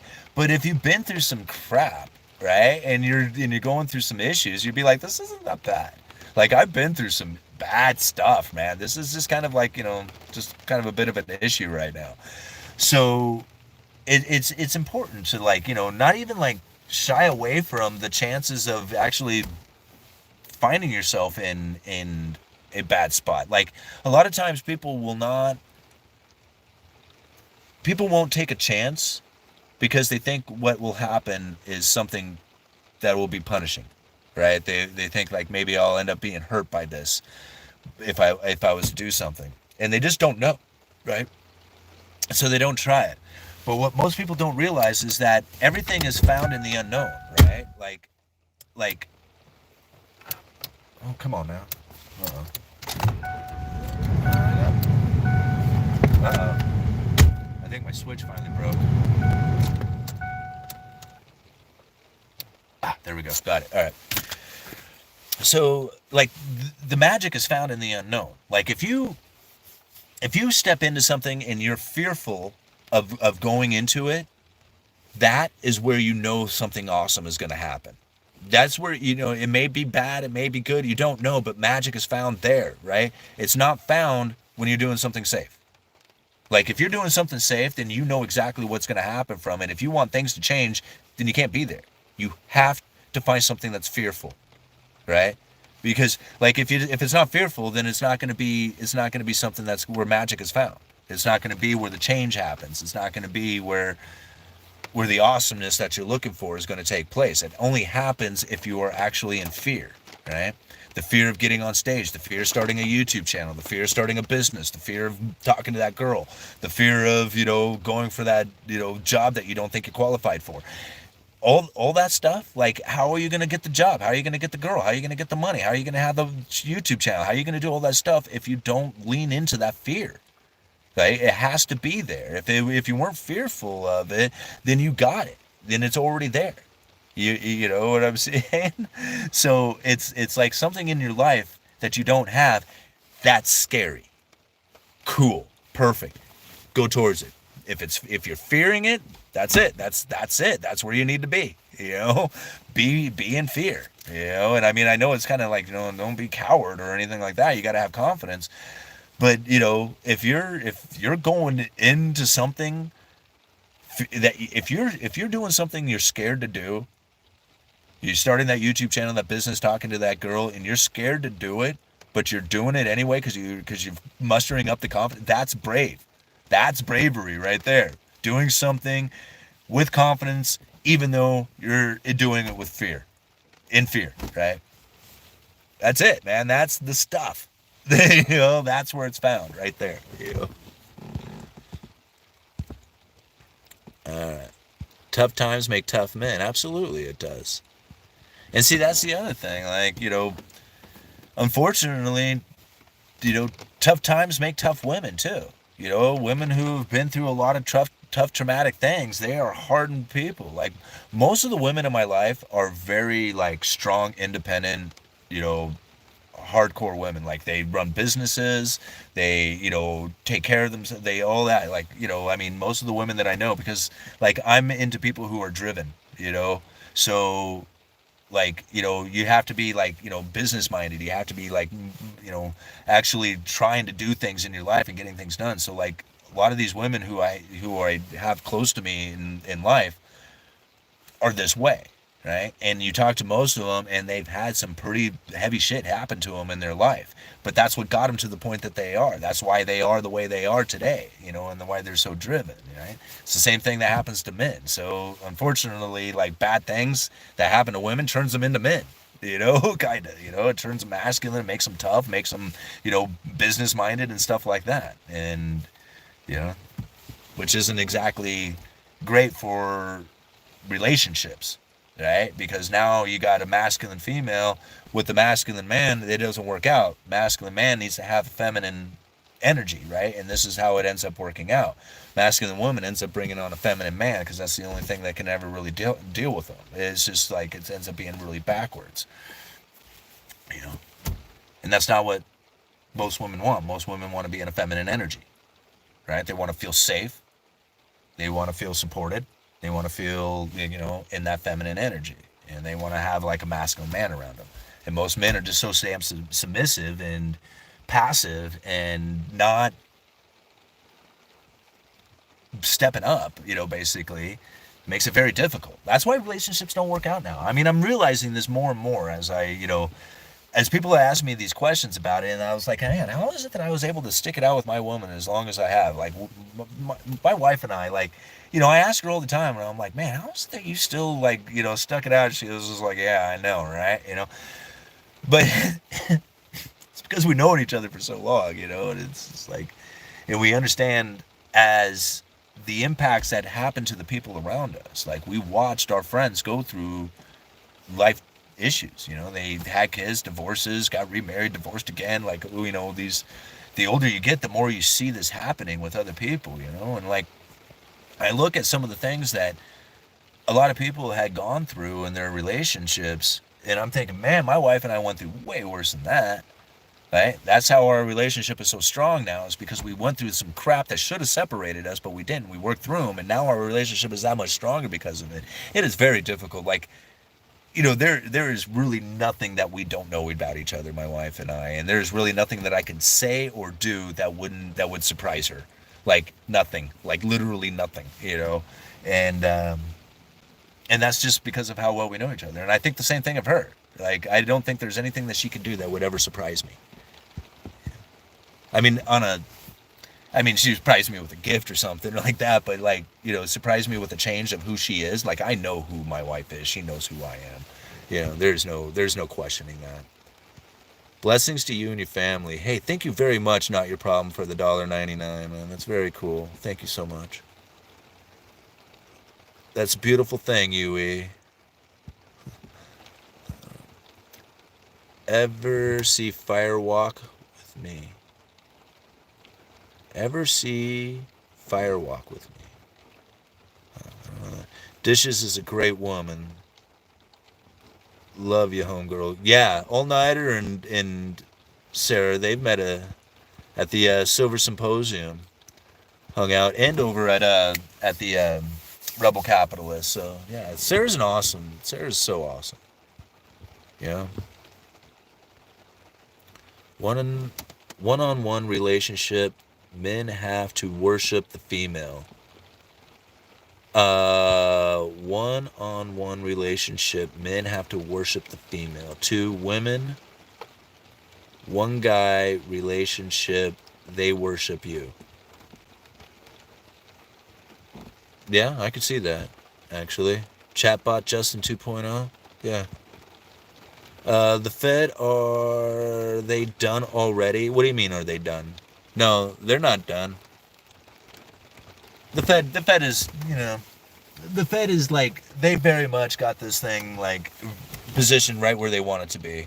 I mean, there's very little doubt in my mind. They had the Fed funds up rate, up to where they have their ammo back. The neutral interest rate is beginning to rise. It slowly, it does fluctuate, but the neutral interest rate is starting to move up. That means the next time they drop their interest rates, they will have an impact on the economy that will actually stimulate through the Fed funds, lowering of rates. This is the position they wanted to be in. They were screwed before. They're putting their pieces back together again. I wouldn't be surprised if Jim Grant, one of the articles that I left in the description of this video, Jim Grant was talking about interest rates remaining elevated for like a generation. I would not be surprised to see interest rates remain elevated for a very long time. Like, to be in a continual interest rate rising environment for a while, for years and years. Like, it wouldn't surprise me to see that. Especially if you can get that neutral interest rate to rise. If you can get the neutral interest rate to rise, think about this. If the Fed funds is above the neutral interest rate, right, that is restrictive to the economy. Right? So if you can lower the Fed funds rate to neutral, right, then you will make the economy less restrictive. If you can raise the neutral interest rate closer to the Fed funds rate, that will also make it less restrictive. So the Fed can stall out or even raise rates. If the neutral interest rate is rising along with it, they could actually continue to raise rates and have no impact to the economy. Right? As far as like being restrictive, like people think as you raise it, you're restricting the economy. But if the neutral interest rate is rising along with it, then it's not. It's not restricting. It's actually maintaining it. And you can just maintain on up, as long as the neutral interest rate continues to rise. Now, whether or not be the case, I don't know, but it's a possibility is all I'm saying. And like as time goes on, we might figure that out, How would they raise the neutral rate, though? The neutral interest rate rises on its own. They call it R star, right? So if you wanted to do some research on it from the Federal Reserve, they refer to it as R star. And R star is like the rate of I don't even know how to explain what R star is, because even when you read the Federal Reserve's description of it, it doesn't make sense. But it's basically like where they feel that the interest rates would need to be based on the inflation expectation that is given today. I mean, I don't know if I explained it quite right, but it's way more complicated than that. But that's like the easiest way, I think, to understand it. And so if they have an inflation expectation of a certain level today, then the neutral interest rate would be at this particular level. If the expectation in the future rises or falls, then the neutral interest rate starts to adjust because of that. So again, like the neutral interest rate is something that occurs today, affected by the Fed funds rate, but it's based off of something that's going to be happening into the future. Right? If people believe that inflation expectation is going to be continuing into the future, like if you have an elevated inflation expectation, the actions, behaviors, and the way that people will conduct themselves will then be a self-fulfilling prophecy of raising the prices, right? It'll actually create an inflationary scenario. That, in turn, will also begin to raise the neutral interest rates. It's not something that they can do. It's something that occurs as time goes on, right? So if the inflation expectation remains elevated, the interest rates remain elevated, the neutral interest rate will start to rise along with it. Okay? So they don't raise the neutral interest rate on their own. Like they can if they can get the inflation expectation to be elevated out there in the future and do all that other stuff. There's ways of getting it done, but it's not really something that they have it's not like the effective fund rate where they can adjust the monetary policy to where the big banks lend to each other on an overnight basis. That's not the neutral interest rate. El Ray, thank you very much for the $4.99. Very cool of you. You guys are throwing me these super chats. Going to keep me out here for a while, aren't you? All right. I really appreciate the sticker and the support, man.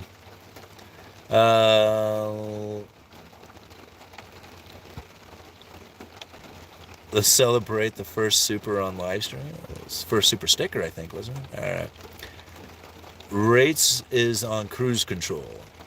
Yeah, and so I think that's I think there's a lot to be said for that, like, data dependent kind of stuff. But really, I think the Federal Reserve wants everybody to be as confused as they are about where interest rates are going to go.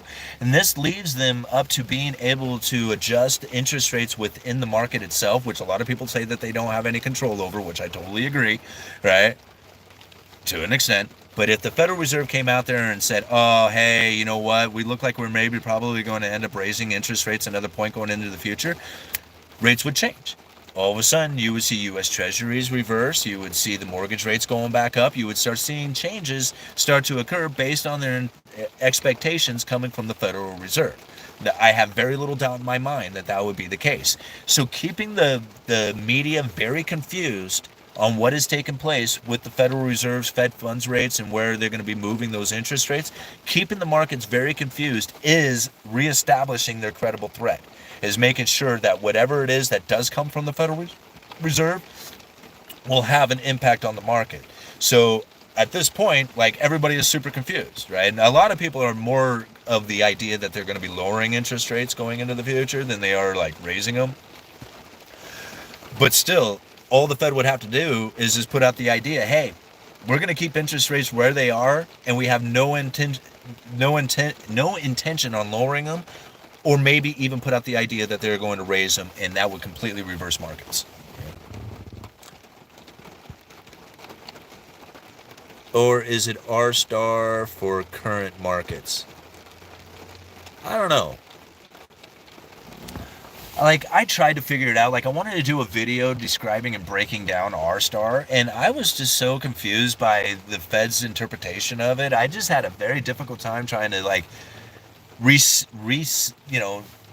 to bring in the information and then restate it out there so people could understand it. Like, I don't even know if I truly understand R*. I don't think I really do, Alright, I wish you the best for sure. Good people like you deserve the best, and I have a feeling you get everything you want. At J-Boss? Alright. Mr. Uneducated Economist, get yourself a lightning address so I can send you some Bitcoin. I do have a Bitcoin address down in the description. It's not a lightning address, but there is a Bitcoin address down there. Thank you. Good luck to you too. Right on. If you can stand the heat. A pause by the Fed in interest rate hikes is dovish, causing the current market melt up, and thus loosening policy. Right. But see, the thing is that are they dovish? I mean, they say they paused. Have they paused? They haven't really, like, came out and said, hey, we are not going to raise interest rates. They haven't said that. In fact, they put out idea that said that they might even raise interest rates going into the future. So they haven't really put out that forward guidance that they are paused yet, which shouldn't be dovish. I mean, I understand that the markets feel that the Fed is being dovish from it, and that's why they're starting to, react the way they are. But I don't think the Federal Reserve has put out that dovish stance yet, Bitcoin, please go to the moon. Well, that's my point. Oh, okay. I don't have a homestead. I'm not self-sufficient at all yet right now. I know that's going to be required in the future, though. The Fed is not in control. So if the Fed is not in control, so if they were to say that the rates are going to go up, if they said that they were going to raise rates and the markets change their behavior because of that, that's not control. Like, I know they don't control the markets. I know they don't control us. I know they don't control our behaviors. I know they don't control a lot of stuff out there. But they definitely have that credible threat thing going. I mean, it's the pretty much basis of their entire monetary policy right now, is that everybody is going to make moves based on the anticipation of what it is that the Federal Reserve is going to do.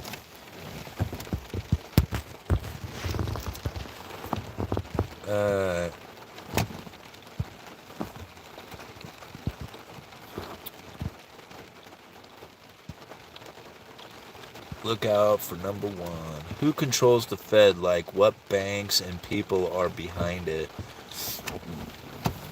the conglomerate of the big banking organizations and some private holders out there. It's controlled by those, those elitist families out there that, are all part of the, conspiracy theory, Rothschild kind of people out there. They're the ones who own it, right? I mean, they're the ones who are in control of all the worlds and all the banking finance and all the other stuff. They're not in control of the world, they're in control of the financing, right? And financing controls everything. So if you can loan somebody some money, you can put them in the debt, now you own them and everything they do, right? It's just, that's the way it is. It's like, the financial system is modern day slavery. And if you can see it that way, then it makes a lot more sense in that, the people at the very top are the slave owners. Everybody else underneath them, including the governments, are part of that system of slavery. Right? And as hard as, as much as people don't want to believe it, it's the truth of it all. Even us here, constitutionalists living in America, act and behave as slaves. And then the times that we don't, we get, you can either get punished or you don't get to, be included in the system. You don't, a whole lot of stuff happens to you and all you're trying to do is just be a freedom-loving American, right? But you don't get to participate. It's pretty weird.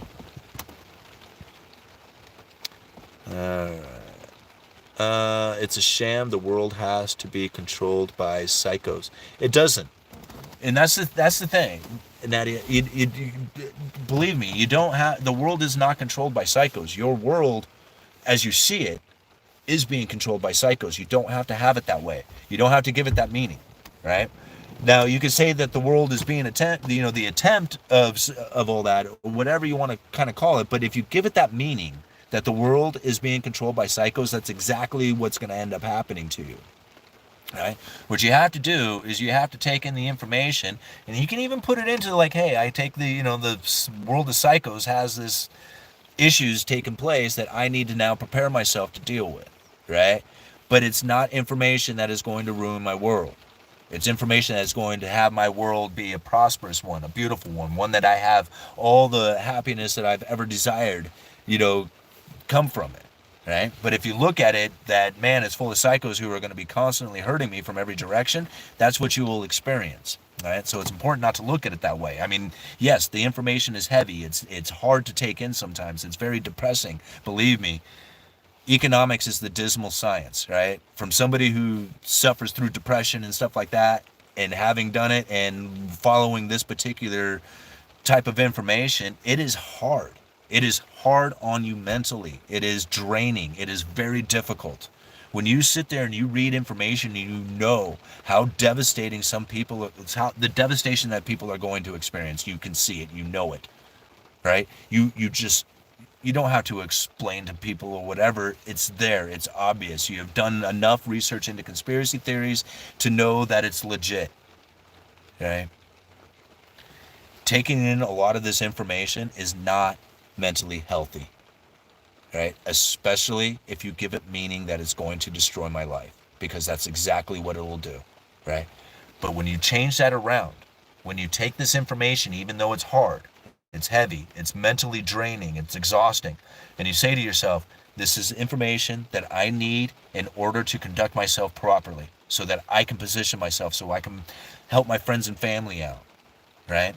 When you take it in that kind of sense that this is not going to hurt me, but this is going to benefit me, that's exactly what it'll do for you. Okay? Believe me, I mean, starting a YouTube channel and talking about this stuff has benefited me, right?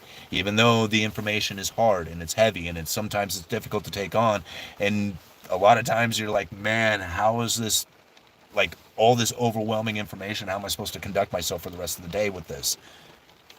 Right? It's part of it, right? It's not overwhelming, right? It's just a lot, and it's something I have to deal with. And then, tomorrow I'm going to do it again. And the day after that, I'm going to do that again. Yeah, that's how it goes down. Because if you look at it like, you can't look at it like it's going to destroy your life. You can't look at it like it's punishing. You can't look at it, like the New World Order is after me or something like that, because everything that you take in will then guide you right down that path. It'll lead you right into that. Believe me, I know. I've done it, right? So that's why I don't take the information in that way. Like a lot of people are like, oh man, it's their fault, it's this person's fault, it's that, whatever. It's because this administration or whatever. And I'm like, no, it's not. It's not their fault. Like, okay, they have a bunch of things that you can blame them on. Sure, whatever. Blame and go around. I can blame all kinds of stuff, right? It isn't blame. Who cares? Nobody cares who's to blame if there's a hole in the boat, right? Like, we can blame people when we get back to shore, but right now we need to bail this boat out and get to shore, right? That's the only thing we should be really thinking about, right? Is bailing the boat out and getting there. We can discuss whose fault it was after it's all done, right? After we survive the whole thing. But at this point, I can care less who put the hole in the damn boat. It's just the fact that there's a hole in the boat, how it got there, what we need to do in order to, survive from all this stuff. Right? It doesn't matter who put it there. Yeah, like that guy did it. Okay, great, he did it. Now let's deal with this. It was just like, so what? Right? And that's where I kind of look at a lot of this stuff. I don't care whose fault it is. Right? It's not their fault. Maybe it is their fault. Maybe they are to blame. It ain't up to them to fix my life. I need to fix my own life from the information that I've gotten from this. And if we're sitting in a situation in which that total destruction has taken place, then it's up to me to figure out what I need to do in this total destruction in order to acquire the things that I need to survive, right? But again, it's not for me to blame somebody else. Like, I can't do that anymore. I used to blame everybody for all my problems, and guess what? I always had problems. The moment that I quit blaming everything else and quit putting my expectations out there and, started letting all that stuff go, I realized that I didn't have nearly as many problems in the world as I thought. Like, none. Like, all my problems were internal problems and didn't really have anything to do with anybody else out there, although I thought they did. Alright. U.S. budget was close to being balanced in the year 1999. Yeah, but there was a lot of crap that happened there, too. We also got terrorists attacked, like, 3 times without absolute no retribution for a little bit of bombing. Okay, I'm sorry. A little bit. But, they bombed the embassies, bombed the trade center, bombed the USS Cole. They bombed the shit out of us, and we didn't do anything about it. Oh, but we balanced the budget. Okay, that's cool. Whatever. Yeah. Okay. Again, Clinton had a balanced budget. That was really, that was awesome. All right. This is why I don't get politics. Like, this is why I don't get political. It's exactly the reason. It's because the stuff, like, I understand that Clinton had a balanced budget, but he also left this country very vulnerable, right? Maybe I think it was done on purpose now. It was like, I think that was all part of the bigger plan, kind of thing. But that's my conspiracy mind kind of ripping out there. That's why, again, I don't talk politics. How does inflation expectation changes people's behaviors? What is the average Joe doing? Well, it does. Like, even yourself, you have to think about it. If you thought that you could get a TV cheaper today than you could next year, wouldn't you, and you needed a TV or wanted a TV, wouldn't you buy it now than next year and wait for it to be more expensive? Like, the idea itself creates a situation in which that you begin to behave in a way that you anticipate inflation coming, right? But if you didn't anticipate inflation coming, then you wouldn't be behaving in the ways that you do.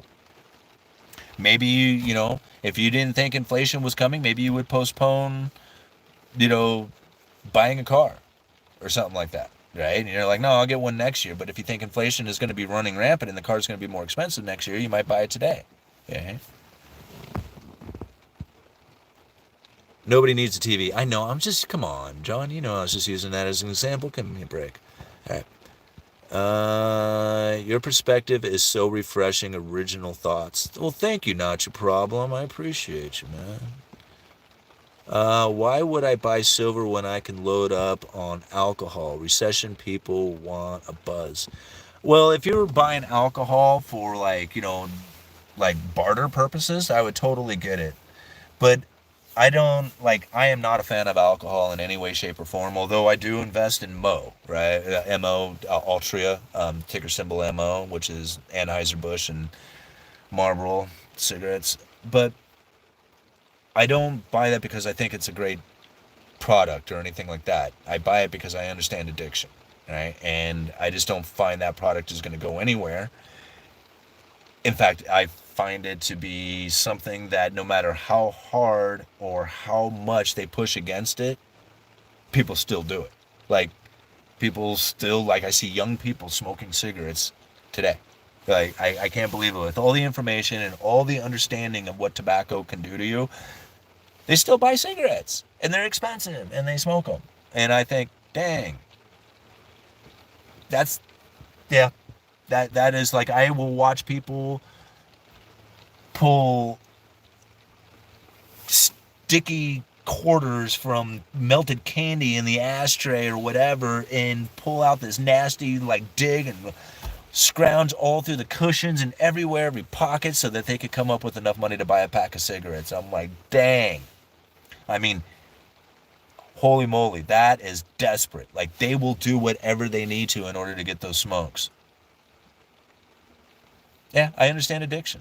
Like, I get it, right? I mean, I don't like it, but, you know, when you understand it and it pays a pretty good dividend yield, yeah, I'm going to invest in that, you know, and that's what I do. So I don't like alcohol. I don't drink. I don't consume any of that stuff. So, and I do. I buy stock in alcohol. I don't talk politics. 3 martinis later, let me tell you how we took the wrong side in World War II. Yeah, that's why I don't drink. Distilling is a good skill. Yeah, it is. I agree. Actually, that is a good skill to have. You know, if you can make alcohol, not only can you make something that might be able to power your vehicle, but then you can trade it off. I don't drink, but I have bottles of rye for barter. Good as long as one doesn't open it, you know? All right.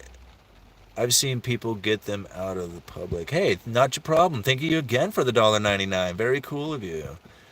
Starting to load me up with some of these things. Well, keeping me out here. Okay, I'm going to give it another 5 minutes, guys, and then I'm going to call it quits because I got to go home. It's getting late. Been out here all night. A lot of average boomers I'm around all think inflation has peaked and are waiting for prices to fall now. Is that the general sentiment? That is, I believe, the general sentiment, but I think it's wrong. I think a lot of people are believing that things are like over, like we've got, like everything's over and we're like no longer have a problem anymore and everything's going to go back to like a normal or something like that. That's not the case. Like, take a look at, like, although exports have done a little bit better in China this month, they're down, right? The manufacturing out of China is fallen dramatically. And this is a major problem. Think about this. This is not just a Chinese problem. Manufacturing is slowing down everywhere. There is less products being made. When you think about shortages that caused inflation, right? Because that's really what I feel took place. If it was all the money printing, there's hardly been any retraction of quantitative easing, or right, of the balance sheet. There's some quantitative tightening that's taken place, and it's been a significant amount considering, you know, how much they've done in the past, considering, you know, how much has recently happened. But comparatively to how much they printed, there's not that much that's come out off of the balance sheet. It was a lot, but not that much. But inflation is almost disappearing in many fashions, right? To me, it wasn't the money printer that did it, right? It would take a significant amount of money printing or the removal of the balance sheet, of the currency out of the system in order to, like, give the excuse that it wasn't, or that the money printing or the removal of money is bringing inflation down. Like, I just don't see it. To me, it was that supply chain breakdown. It was the severing of the supply chain and the fact that people could not get their hands on the products that they were looking for. The stimulus package definitely sparked it. Like, you know, oh my gosh, inflation scenario, right? But really, it was that severing of the supply chain. So the shortages that were happening out there is really what caused the inflation, the price inflation, okay? Now, if you have shortages that exist because of severing of the supply chain, then that can be reestablished pretty quickly by reestablishing the supply chain. But now the supply chain is coming back, and the shortages are going to start existing due to the fact that there is a slowdown in manufacturing. Now, it doesn't mean that there's going to be an absolute shortage, like you won't be able to get it, but the fact that the depletion of the items is out there, is the depletion of the items is taking place out there, eventually demand will outpace the supply and you will see prices start to move back up. So in my opinion, that is what the Federal Reserve is waiting for, is for that moment to start to occur, right? Because if you lower interest rates now because inflation is over, and then all of a sudden you have inflation flare back up because of the real shortages that are taking place due to the manufacturing slowdown, then you have to come up with a whole nother reason again to explain why it is that the inflation is occurring, and then people may not believe that, right? But if you can, I mean, I'm not saying, I'm kind of just talking out my ass on that part of it. But right now, what is occurring is the idea that there's inflation coming down, but the Fed is going to maintain it. Why? Because that could occur. They won't have to give any reasons for it. They could say inflation is ramping back up and that we have to maintain the elevated interest rates. But people don't think about it that way. Ever. I don't know, did I explain all that right?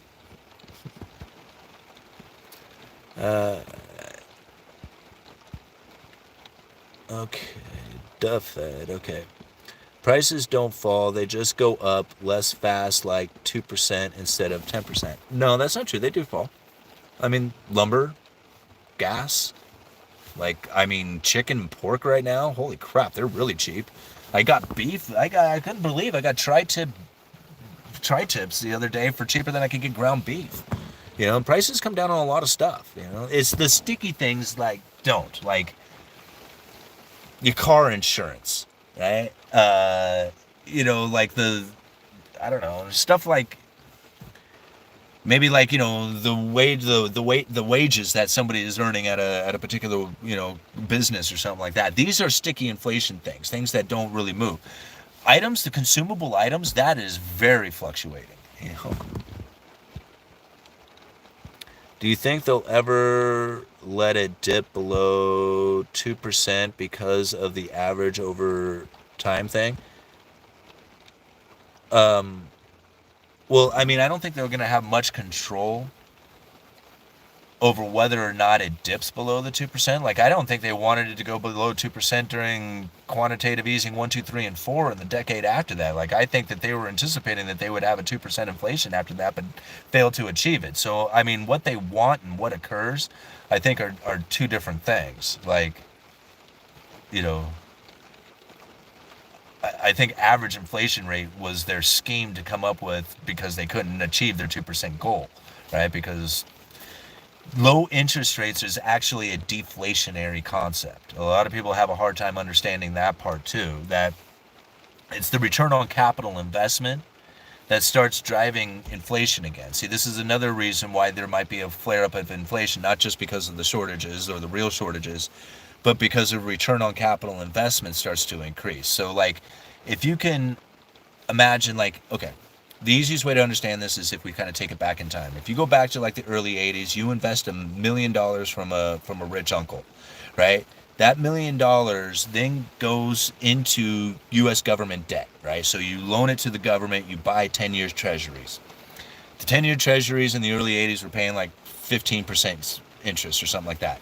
So you were earning $150,000 a year for loaning $1 million to the United States government. That was a pretty good return, especially in the early 80s. So you could use that money to buy houses, cars, go on vacation, stimulate the economy. Higher interest rates had a return on capital investment that could then go back into the economy. As the interest rates fell, right, and Dr. Lacey Hunt, he talks about this pretty good. As the interest rates fell, right, the return on capital investment became negative, meaning that you could take that $1 million, the same $1 million that you inherited in 2018, 19, whenever the interest rates were really low, you lent that out to the government for 10 years, right, by buying U.S. 10-year treasuries, and you were getting a return of like $20,000 or $30,000, like $40,000 maybe, right, depending on when you purchased them or whatever. That is not a lot for $1 million investment. I mean, $20,000, $30,000 is like hardly like you can't really even live on that, right? You know? Well, back in the early 80s, if you did that same move, you would have 150. You could totally live on that. Okay? So the return on capital investment, when you have very low interest rates, becomes very almost becomes zero, or if not negative, meaning like the return on capital doesn't even keep up with inflation at that point. Right? So low interest rates was actually a deflationary aspect to the economy as it slowed the economy down. Higher interest rates are now going to have a higher return on capital investment, and as that time goes on, that capital investment will then be turned back into the economy and could possibly create an inflationary scenario, especially if you have a slowdown in manufacturing happening at that time. Did I get it right? The information you provide is empowering. Thank you for having the courage and the concern for people to share your knowledge. You're a good person. Well, thank you, Nadia. Thank you very much for that. And that's the reason why I come out here and do this. I mean, it is so I can share the information because I want to get this stuff out there. But I mean, I do have a motive behind it, is so that I can get this information for myself. Right? By putting this information, by coming out here and doing these videos, by talking about the stuff that I do, I'm not only gathering the information for myself, I'm gathering it for you, but it's benefiting me as I'm trying to benefit you. Right? I mean, it's not like you don't have to take the information to heart. Right? The information that I give here, I mean, it could be just entertaining, that, the way I put it out here for you guys. That might be enough for you, right? But I'm not, I mean, this is the whole point about it is that by coming out here and doing this, I'm really, truly doing it for my own benefit, right? But I have to do it in a way that benefits you, or else it's not going to benefit me. So thank you, I appreciate it. Wow! Spencer, thank you so much for the $50, man. Thank you. Happy holidays. Man, that was really cool. I appreciate that. And you're going to keep me out here, aren't you? Like, you hit me with those super chats and I don't want to give up. Like, I feel like I got to keep going for a little while, All right.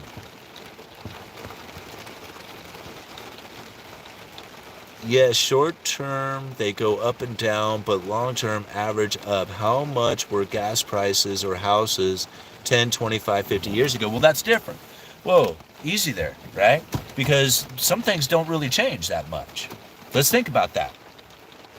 50 years ago, I have a quarter, right? Gallon of gasoline is like a quarter, right? It's like, it costs a quarter, it's 25 cents, I got a quarter in my hand from 1950, right? Let's say we're 50 years ago, that would be 73. So let's go a little bit farther back. Let's take it back into because I want to get back into where we had silver quarters. So back to 1964, right? Let's take it back to 1964. Gosh darn it. Okay, so we go back to 1964, and we got this silver quarter. We can buy a gallon of gas with that silver quarter, right? So today, I have that 1964 quarter, right? Same quarter, no changes to it, but it's a silver quarter. Now, how much is that silver quarter worth? How much can I sell that silver quarter for? May not be exact, but it's probably pretty damn close to a gallon of gas, right? So there's no change to that. Right? The gallon of gas is still a quarter. It's still 25 cents. You just have to have the right quarter to it. So yes, over time things do change, but some things don't change, right? Relative to what it is that you are purchasing. The dollar was never meant to be a store of value, right? And this is where I think a lot of people fail to understand what the dollar is. There was a time when it was a store of value, when it was backed by gold. But then again, it was kind of like a representation of gold. If you had silver quarters, then I would say, yes, that is a store of value, silver quarters, right? And you can prove it by the 1964 quarter, buying a gallon of gas back in 64 and a gallon of gas today, right? But a dollar today is not a store of value, and it's not meant to be a store of value. It's meant to be a means of transactions. That's it, right? It's a form of liquidity. So when you get those dollars and you store them, intending that you are going to be able to use those into the future for a purchasing power, you're making a move that may be inaccurate because it was never meant to be a store of value. Right? You're supposed to take those dollars and invest them. You're supposed to place them in areas that are going to have a return. That's one of the reasons why, U.S. Treasuries are so popular, why saving accounts were popular. Is because when you gave that money up to the bank for a savings account, you were literally giving your money to the bank. You were becoming an investor of sorts. You were a depositor and earning an interest rate off of it, right? So this is what you're supposed to do with your money. But holding on to $1 is not, for a store of value, is not the appropriate move. Right? Holding on to $1 because you feel that there's going to be a liquidity issue coming into the future and you might have some buying opportunities, that's a strategic move, right? That is saying, yeah, I'm going counter against what this dollar is going to do, right? Because the dollar is not supposed to store value. That's not what it's doing. It's meant to transact. It's meant to, transfer from one person to another. Anything else outside of that, and it's worthless, right? That's all it's supposed to do.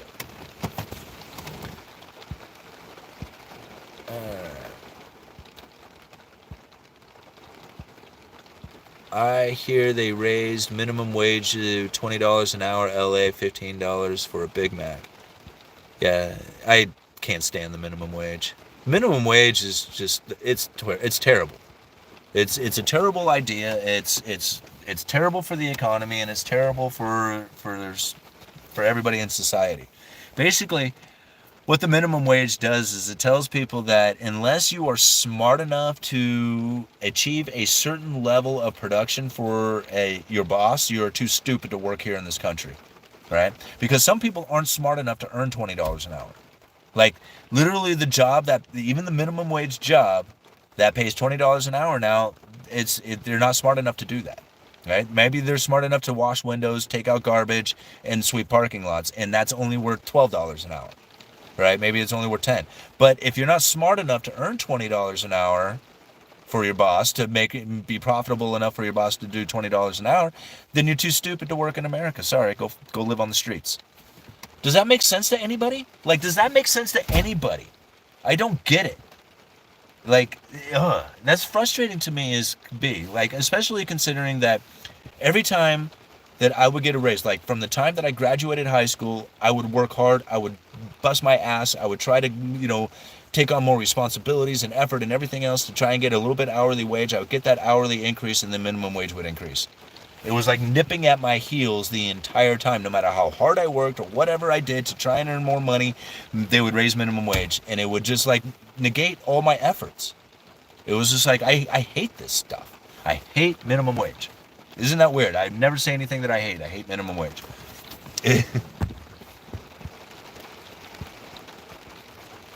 Alright. Wow, look at all these comments. You guys are going after it. Minimum wage is absurd. Yeah, minimum wage is euphorism for work prohibition. I remember 2-for-1 penny candies at the local deli, approximately 1963. I'm 65. You have to make $80,000 a year to be middle class today. Yeah, and that's where I'm kind of getting at. It was just like, between my wife and I and YouTube and the side hustles I do, it was just like, what in the world? How in the world does anybody make it? It's like, it's hard. It's hard, right, to do it. And, but that's where, like, I don't find it hard, too, because there's so many opportunities at the same time. So it's like, it's hard comparatively the way that it used to be done. All right, let's see here. Another super chat. Man, you guys are just so awesome tonight. All right. Oh, life in New Somalia. Yeah, you've hit me up before. The population would be exploited by the few if not for minimum wage.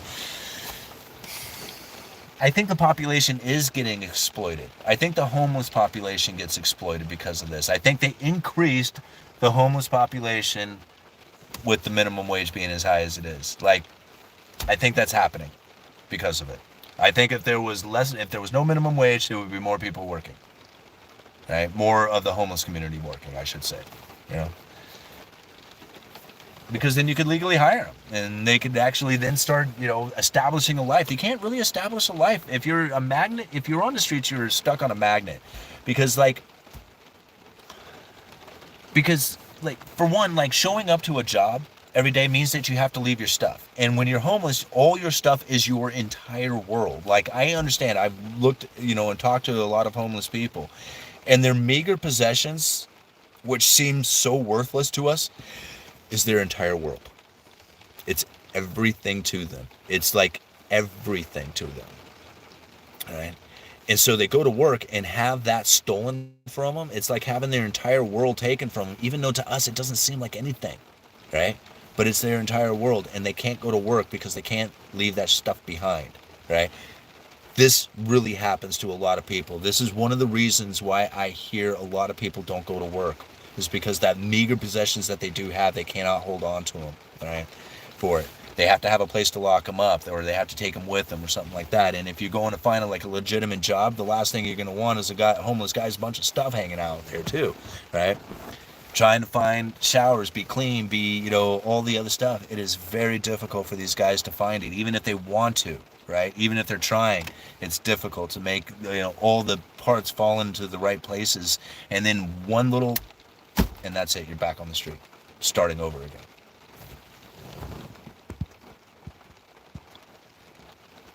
Marcus Musbowie Bear? Thank you for the $10. Appreciate your perspective, man. I definitely feel you about the minimum wage. You are not alone. Have you heard any more about central bank digital currencies? Keep crushing, bro. I mean, I haven't heard anything more than the obvious that is being stated out there. I know, I saw another headline and came across that said something about now your bank can transact with the Fed even faster or something like that. So these things are taking place, and it's not something that I have an idea of if, right? That's not it. It's definitely happening, and it's not even a matter of when. It's now. It's occurring. These things are taking place, and what it's going to end up looking like is probably anybody's guess.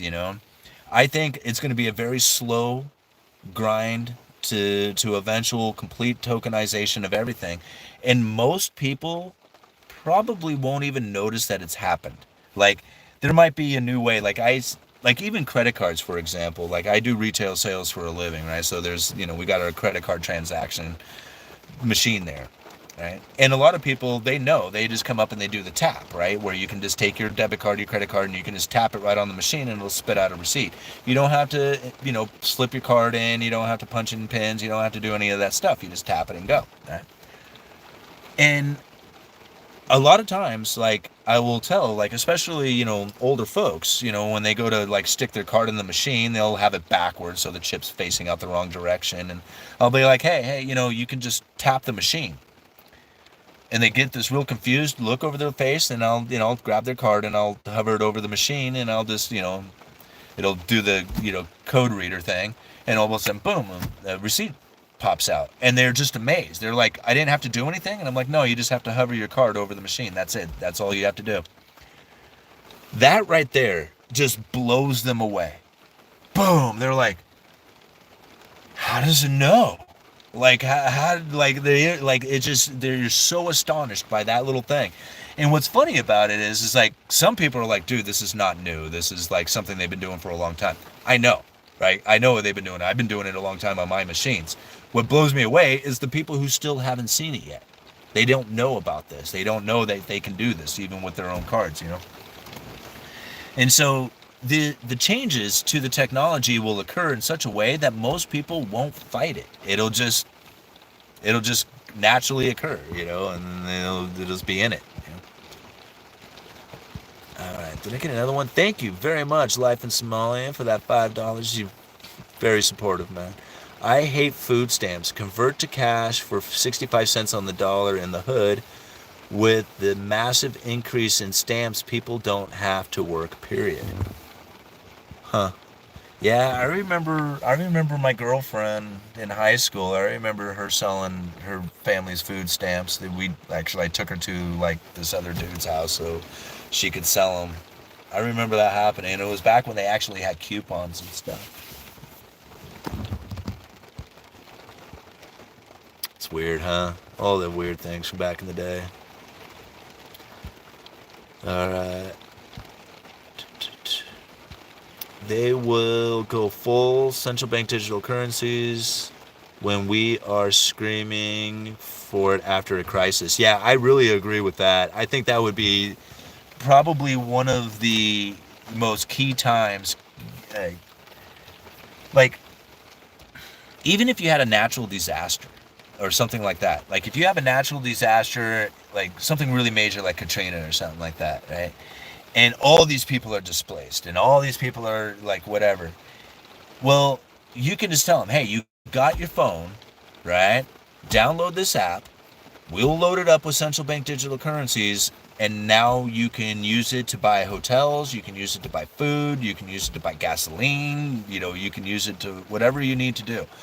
And people will not argue. They will be, how do I get the app? That's the only question. That will be the only question. How do I get it, right? So I believe a crisis would be perfect time to implement, something like a central bank digital currency. All right. It's simple. If an employer is forced to pay more to employ by the state, then eventually the cost must be passed on to the customer in order to stay profitable. So you are taxed. Yes, absolutely. Yeah, that's exactly what has happened. And then the other thing about it is that they just figure out a way that they don't need you anymore to work there. You think about it, like there was a time when that silver quarter to buy a gallon of gas, you would pull up to a gas station and 5 dudes would jump out, check your tire pressure, your oil, fill your gas, wash the windshield. They would do all kinds of stuff to your vehicle while you were sitting there pumping gas. Now, there is so little profit in it and you have to pay people so much that you don't even get anybody to pump your gas. You have to do it yourself. And that's happened just recently here in Oregon. Like, they just passed a law that you can pump your own gas now in Oregon. For up until just recently, it was illegal to pump your own gas. Now, like in the metro area, they changed it. But for the most part, the entire state of Oregon, it was illegal to pump your own gas. Some dude came up and took money from you and filled your gas tank up, and you sat in your car while you did that. Or you went into the mini mart and got yourself a coffee or something. But you did not pump your own gas, not in Oregon. It was illegal to do it. In fact, it wasn't until I was in I was almost 20, probably, I think I was like 25, 26 years old before I ever pumped gas. I drove to California and I was like sitting there waiting for somebody to come out, and nobody was like, a dawned on me, oh shit, I gotta pump my own. I didn't even know how to do it. Like I had to fill up. I don't know. How do I do this? Like, I don't know how much I gotta put in there. I gotta go pay this guy first. I don't even know how much I gotta pay him. It was like we were confused on even how to do it, Isn't that weird? But one of the things that did is it created a lot of jobs here in Oregon, right? Every gas station had gas station attendants. Right? So there was jobs. Like all of them, those were jobs that are all now disappearing.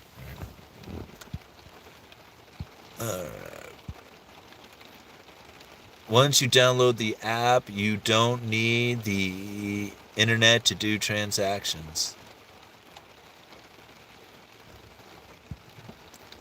I hate pumping gas. Yeah, I hear you. Okay, the New Jersey is still illegal to pump gas. Yeah, that's what I hear. New Jersey is still the last state where it's illegal to pump your own gas. But yeah, Oregon was that way for the longest time too. All right, guys. This was fun, but it's a 3-hour live stream now, and I'm getting kind of stiff from sitting here. And I think I'm about ready to head home. It's getting late now, and it's been a lot of fun. This was an excellent live stream. I had a gas station attendant freak out on me in Oregon. Why? What could why? What could possibly have happened that they would freak out on you, unless he was just some crazy dude, All right. Love you. All right. Peace, guys. Thank you so much. Thank you, everybody, for all those super chats. You guys loaded me up tonight. That was very awesome of you. I cannot tell you how much I appreciate it, especially with I know I say it every time, but YouTube is not spreading the videos like they once did. I don't know if it's because I'm putting out too much content or whatever, but the YouTube algorithm really likes you to put out like one video a week or something like that, but I can't do it. I gotta, when I feel it, I gotta come out and put the videos out, and so regardless of the YouTube algorithm, I'm just gonna keep doing what it is that I do.